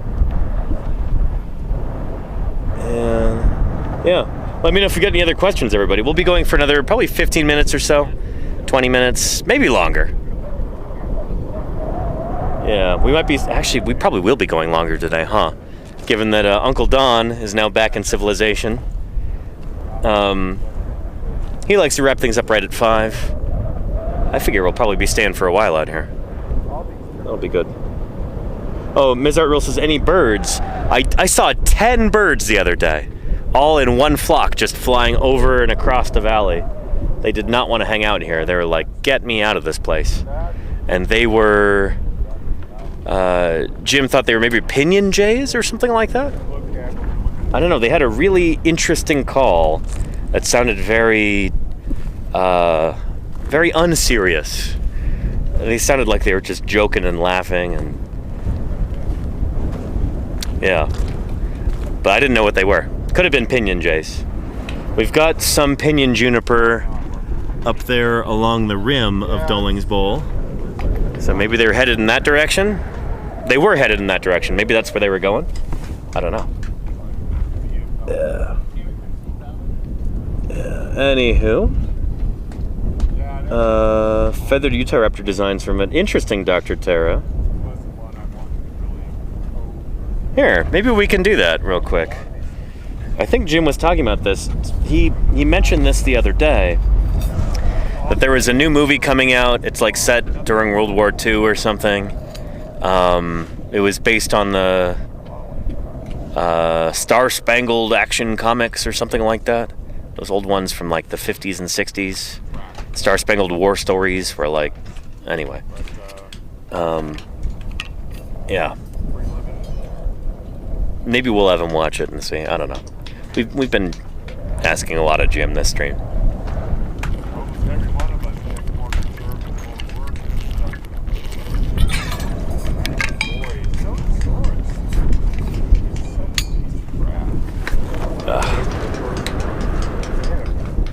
And Lapino says, time for me to sleep. You sleep well. Thanks for being here. And Vietnam dinosaur movie. Interesting, Alexander Morrison. Huh. Okay, that sounds different from what Jim was describing. And Mythic Mexican says, can we have a night stream here to look at the night sky and look at the stars? Probably not, because this camera is not going to pick up any stars, and also we've not been seeing many stars given that it's so hazy here. There's a lot of smoke. And also, it gets dark here around 9 or 10 p.m. And so, I don't know if anybody would show up for that, you know? It'd be pretty late. It's already very late in other parts of the world right now. We've got people watching in Europe, and it's like, you know, midnight or later. So I don't anticipate doing any nighttime streams, sorry. I'm not set up for it. Don't have the right equipment, and I don't know. What am I gonna do? Just say, look, there's stars. I know like 5 of them. I wouldn't be any good at that, you know? I'm not an astronomer.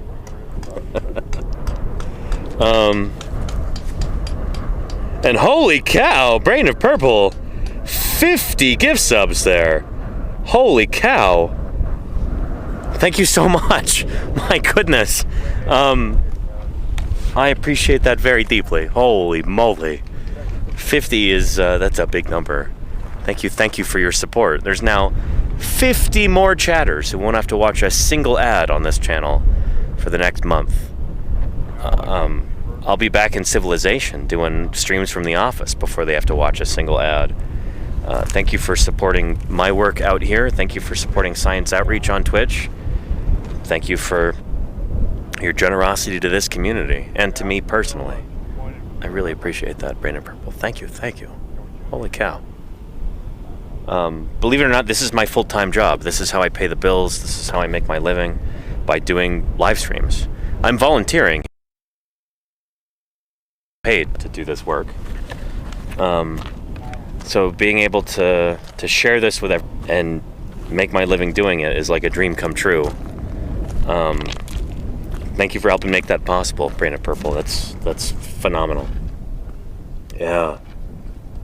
Holy cow.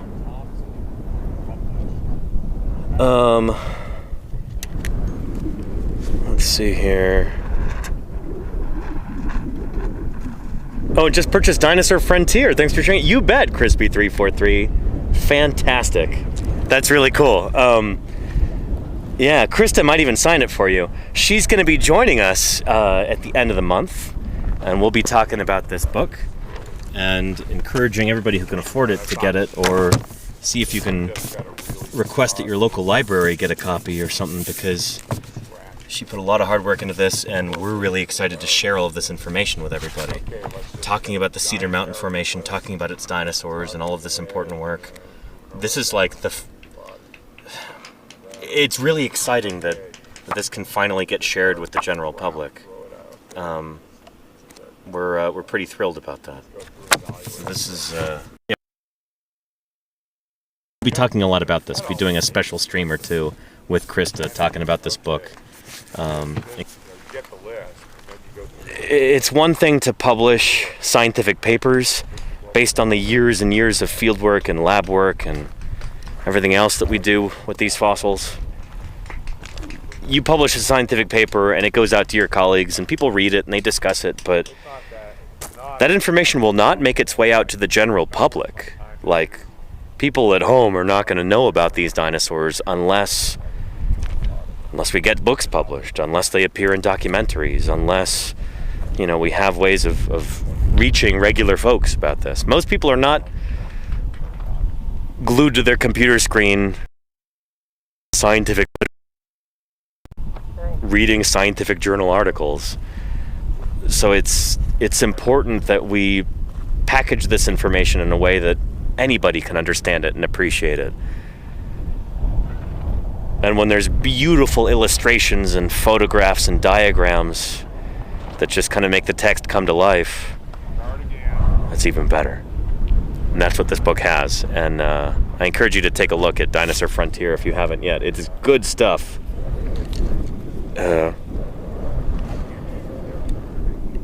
I'll need to get a copy. Yeah, a new original. That's the thing too, is that we actually we did a little bit of fundraising to help pay the artists to provide illustrations for this book, and I think there was even a little money left over afterward. And so that went to help subsidize the book, so it's less expensive than you would expect for a, what is this, like a 200-page book, full color illustrations, really well designed. Yeah, 202 pages. Just, it's like a coffee table book, but with cutting-edge science in it that anybody should be able to understand. If you want to... Krista even signed my copy. Yeah.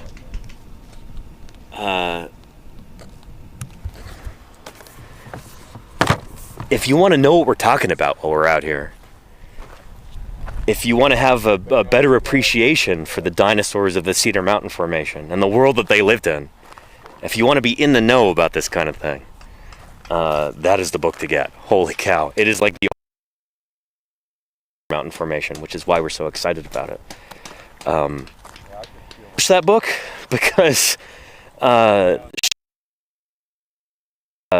think an agreement with Indiana University Press, a lot of books on paleontology in the past, and yeah, they said something like, yeah, we're kind of getting out of the science book business because no, we just don't really think that's the future. And so she's like, well, shoot, I've been working on this book. It's going to be beautiful. I need to get this thing out there. And so she decided to self-publish it. And so she ended up dropping a lot of money out of her own pocket to get this thing published. And she said that she's basically got like a small warehouse, like a whole storage unit or whatever, just full of copies of this. And she's trusting that people will purchase it. It's super high quality. Like, it's a beautiful book, gorgeous illustrations, excellent information, a lot of stuff that hasn't been published yet in the scientific literature, little hints here and there. It's like, this is a dinosaur that's unpublished, and here's some photos of its bones, so like, keep an eye out for that. I say all of this to encourage you to look into getting this book if it sounds cool to you. Because it is going to be your like single best source of information on dinosaurs of the Cedar Mountain. And if you want to be able to ask really cool in-depth questions, be able to better understand what Jim is talking about when we go over and talk to him. Oh yeah, the mustn't touch it member, the upper yellow cat, the buckhorn conglomerate, all of this stuff. These are terms that you will become well familiar with if you get this book and read through it. Those terms are going to be like, you know, these concepts will be like old friends. So check it out. Dinosaur Frontier. It's good stuff. Ordered one from Belgium. Posting costs were steep though. Yeah, Starmy. I think Krista did her best to send things through media mail to make sure it wouldn't be prohibitively expensive. But yeah. Book's something like $40, I think. I would expect a book that beautiful would be like $80, but she was able to subsidize the cost considerably because of some of the fundraising that we helped with, which is really cool. Yeah.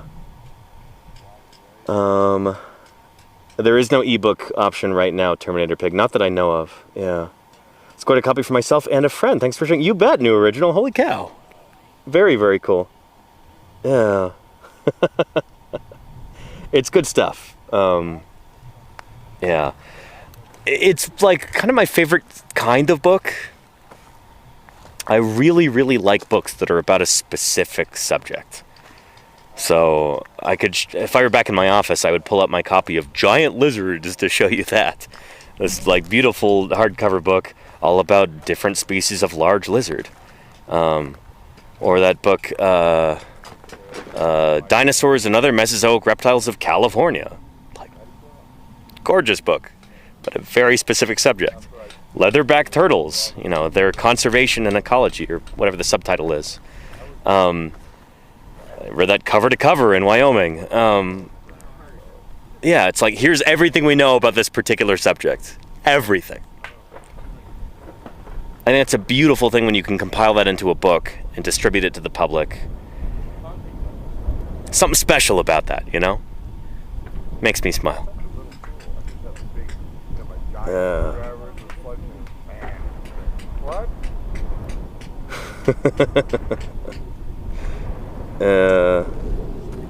But yeah, good stuff. And who was that? Your username is the same color as the highlight text. Good job. Welcome to Paleontologizing. It's good to have you here. Thanks for joining us. Yeah. No worries. It's not your fault. So it's like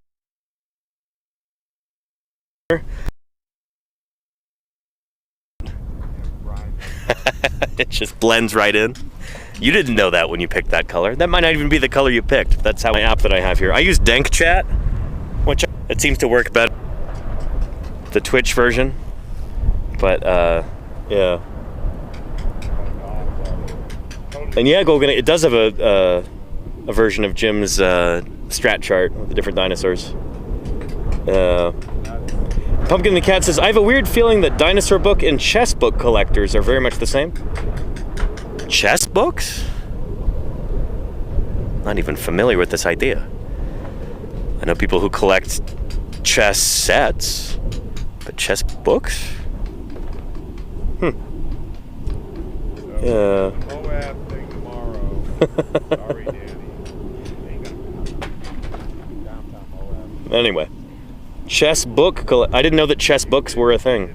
People write books, like. I would rather. Cool. I don't know. I've never found chess interesting in the slightest, unfortunately. But yeah, different strokes for different folks.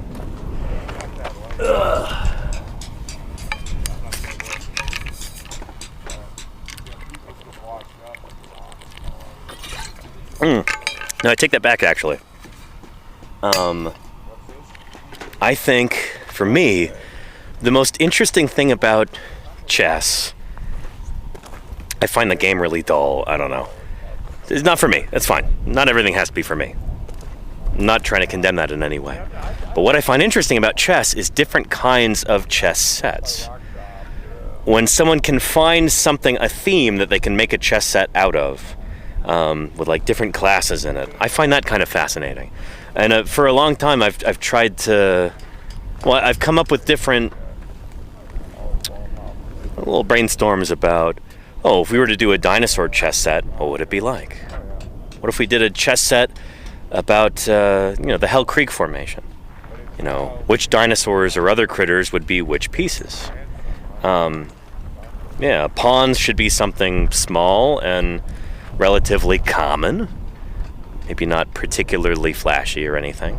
So what's the most common dinosaur in the Hell Creek? It's Triceratops. But Triceratops, I don't know, it's a big, impressive animal. It's formidable. It doesn't seem right for a pawn. So, each one is kind of like a puzzle. It's like, how do I fit this concept into these different classes of chess pieces? And when it's done well, it can be really cool.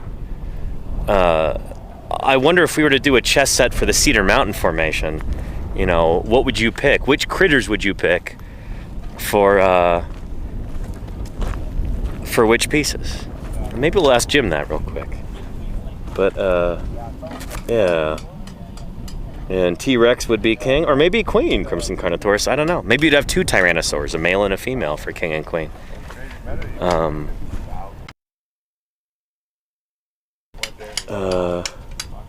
An Anki maybe for pawn, but ankylosaurs are in the Hell Creek.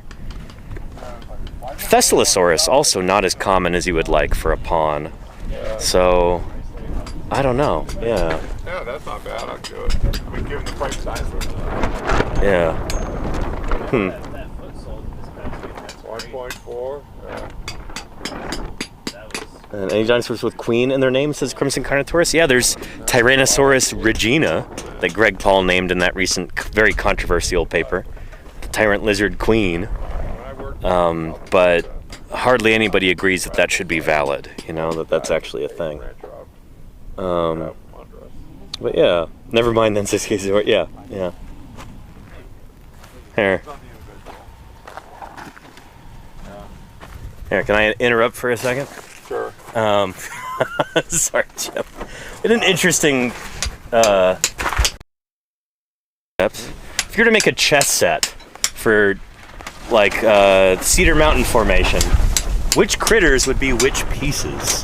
What would be the pawn? What would be the rook? Mm-hmm. You might have to pick like Hypsilophodont, because we have, I wouldn't go quite to the base at this point. It'd probably be like upper yellow cat. Upper yellow cat. Okay. Yeah, so that would be our biota for this. Yeah, probably. Yeah. And even if we combine them a little bit. Yeah. But basically, the hypsilophodon ponds. Okay. And, Are they common enough to be ponds?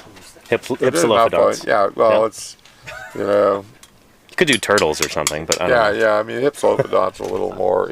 I like that. Yeah. Yeah. A little more charismatic. Ponds. They've fought turtles in Europe too, and they didn't use turtles for ponds. Oh. Okay. A pond's a pond. But what would be the castles? Yeah. Maybe the Ankylosaurs? Yeah, maybe the ankylosaurs. I could see that. Yeah. And the Like Gastonia would be the rooks. Castles. Yeah.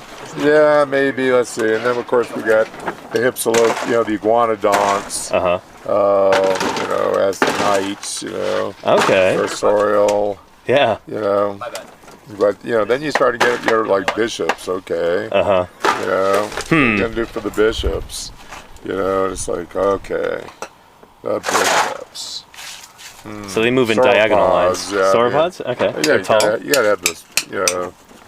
I mean, the thing is, you could have two different sauropods on there too. Sure.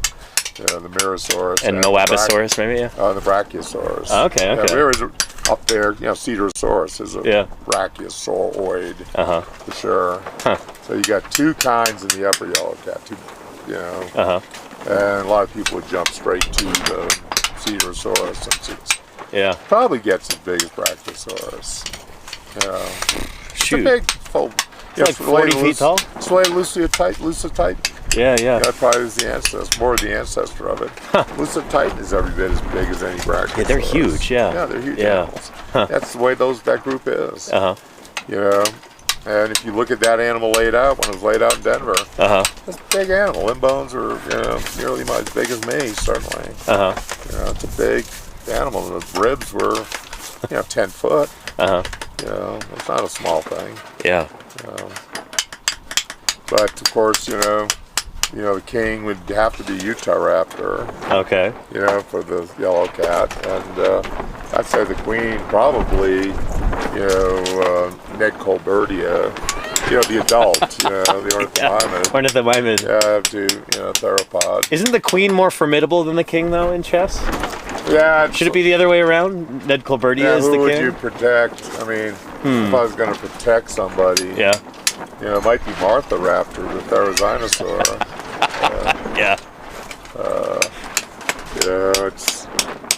There's enough animals where it's like, you got to put some thought into it. Oh, yeah, for sure. It's like, I mean, shoving out the poor coelacanthine out there, and the fact that we have, in the upper yellow cat, we got 3 kinds of dromaeosaurs. And at least 3 kinds of iguanodont. There's not enough chess pieces, honestly. There's not enough chess pieces. To do it. So, like, deciding who to, you'd almost certainly go one group for each thing. So have each individual piece be a different individual taxon? No, I would, each piece would be representing one clade. It's the only thing that makes sense. So, that makes sense. And even then, it's hard to cover all your bases. It's like, okay, do you make pawns? Ned Colbertias, speeding around there. I thought you meant like pawn, you've got, 2 rooks, and so each of them is a different species of polycanthine. Yeah, and you could do that, It's a fun little thought experiment. In the upper yellow cat, there's only one species. But they may not overlap. The one the BYU's digging up. I thought it would be Burgeye, and brain case, it's pretty different. Brain cases are pretty conservative normally, so it's like superficially the skull looks real similar, but the organization of the brain case is real different. And they got 4 skulls, so it's consistently different. It's like, man, the diversity of these things, but they're not at the same level. But if you're doing, people do this dinosaurs, it's like, okay, we'll have, Patasaurus and Tyrannosaurus and Triceratops and Ankylosaurus and Stegosaurus. I tried to come up with a Hell Creek one once, and it's challenging to make it make sense. Yeah. Oh, yeah. Anyway. And then the thing is, one side of the board is one, you could do ornithischians versus saurischians, or the Campanian versus Maastrichtian. Yeah. Upper yellow cat versus lower yellow cat. Maybe someday we'll do something like this, but you gotta get those digital sculptors. Oh yeah, make the pieces. I could do that. Yeah. And make the pieces and print them out. Mm-hmm. Maybe someday. Yeah. Thanks, Jim. All right. Anywho. And Charlie's Dragon, yeah. Anywho. I don't know how we got on that in the first place, but yeah. And Mythic Mexican, yeah, I mean, that's the thing. I've thought about doing this before. When I started digital sculpting, one of my original ideas was like, I should totally do some Mesozoic chess sets like that. I'm not interested in chess at all, but just that idea of coming up with different sets I thought was fascinating. It's a cool little thought experiment. Cool little exercise, I should say. But, I don't know. I wouldn't 3D print in each individual one. You would have to 3D print the prototypes, get clean cap. Would be do that at scale. Be a lot quicker. Cheat on your high school homework, then I guess maybe it could do that. You might still get a bad grade, but have you seen some of the AI dinosaur paintings and stuff? Just dog water. Just things make me want to puke. Just awful. Basura, garbage. But yeah, and some chess streamers are on the rise and happy to collab. Maybe, I don't know. We'll see. I've got a lot of things planned for this fall. Holy cow! I've got more field work, hopefully, just over that horizon over there. Gonna be working at Lori's site with Josh Lively, doing some live streams in late September. Gonna be going to TwitchCon in October and doing a bunch of streams around that too. Very exciting. Gonna be in November. Whole month of December I should be staying home working on stuff there. But yeah, might be doing some turtle conservation stuff potentially. Still waiting to hear back on some of this, but that's a dear hope of mine that we can make that work. It would be really, really neat. Some leatherback turtle related things. Holy cow, would that be awesome. Work on leatherback turtle conservation. And then lots of special event streams. Going to be doing lots of paleontological anniversaries and birthdays, and here's when this paper was published. Let's talk about that and how it helped change the trajectory of dinosaur paleontology. All kinds of stuff like that. We might be able to do a special stream celebrating the anniversary of the discovery of Velociraptor in August. I think that's when is that? Let's see.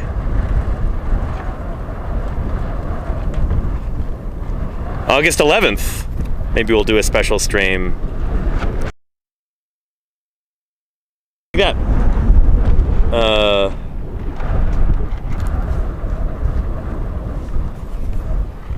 And Shark Geek says, awesome, hope to run into you at TwitchCon. Likewise. Yeah. I've been getting some emails about that. There's exciting things to look forward to. And yeah, I should also be bringing along Velia, my Velociraptor. Last year I was able to walk around TwitchCon with a live Velociraptor under my arm. She was looking around, snapping. Hopefully she'll be making a reappearance at this year's TwitchCon. So if you see a guy with a velociraptor under his arm, it's gonna be me. Looking forward to that again. Is she a clever girl? Very clever, Pumpkin the cat. Yeah. Yeah. And did he come into Florida for nesting season? It's possible, biggest hobbit. It's possible. We'll see.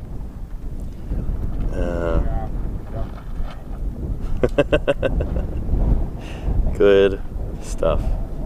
Anywho, I should be wrapping this up. I want to be able to go dig in the quarry a little bit before we wrap up, and I also want to help with taking down everything before we close up the site for the evening. So let's find somebody to raid into real quick, and we will wrap up today's stream. Let's see. Here we go. Watch. Following. Who is on right now?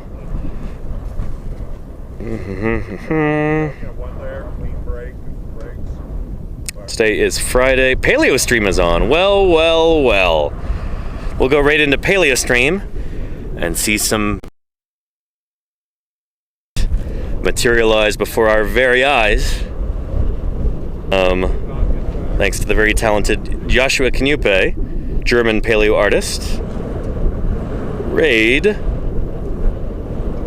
Paleo Stream. There we go. Excellent. Beautiful. So yeah, we'll go gum up the works there and chat for a while. Thank you everybody for watching today. Thank you for your time, your viewership, your kind words. I know the internet's a really big place. You could be just a bit now, but you've been here spending time with me out in eastern Utah. Didn't really do much digging today on camera, but we'll be doing that in the future. But thanks for asking questions and sharing your enthusiasm and just hanging out. These are important things to talk about. The history of life on our incredible planet is vast and fascinating and worth knowing about. Got to understand the past if we want to prepare for the future and set ourselves up for our continued existence here on Earth. So that context we get from fossil science, vitally important. Huge thank you to those financial supporters who make it possible for me to do this. Ed Simpson, thank you again for all those gift subs. Thank you, Brian of Purple, Brain of Purple rather. Appreciate that generosity. Thank you to the moderators who help keep this train on its tracks. Ugh. Keep this a safe and welcoming community for everybody. That's vitally important, and I appreciate it. And thank you everybody who was here, from the most vociferous of chatters to the quietest of lurkers. I appreciate you all. And we've already raided into Paleo Stream, so hopefully you're already in there. If not, why are you still watching this? Let me turn the camera off. Take care, everybody. Bye-bye.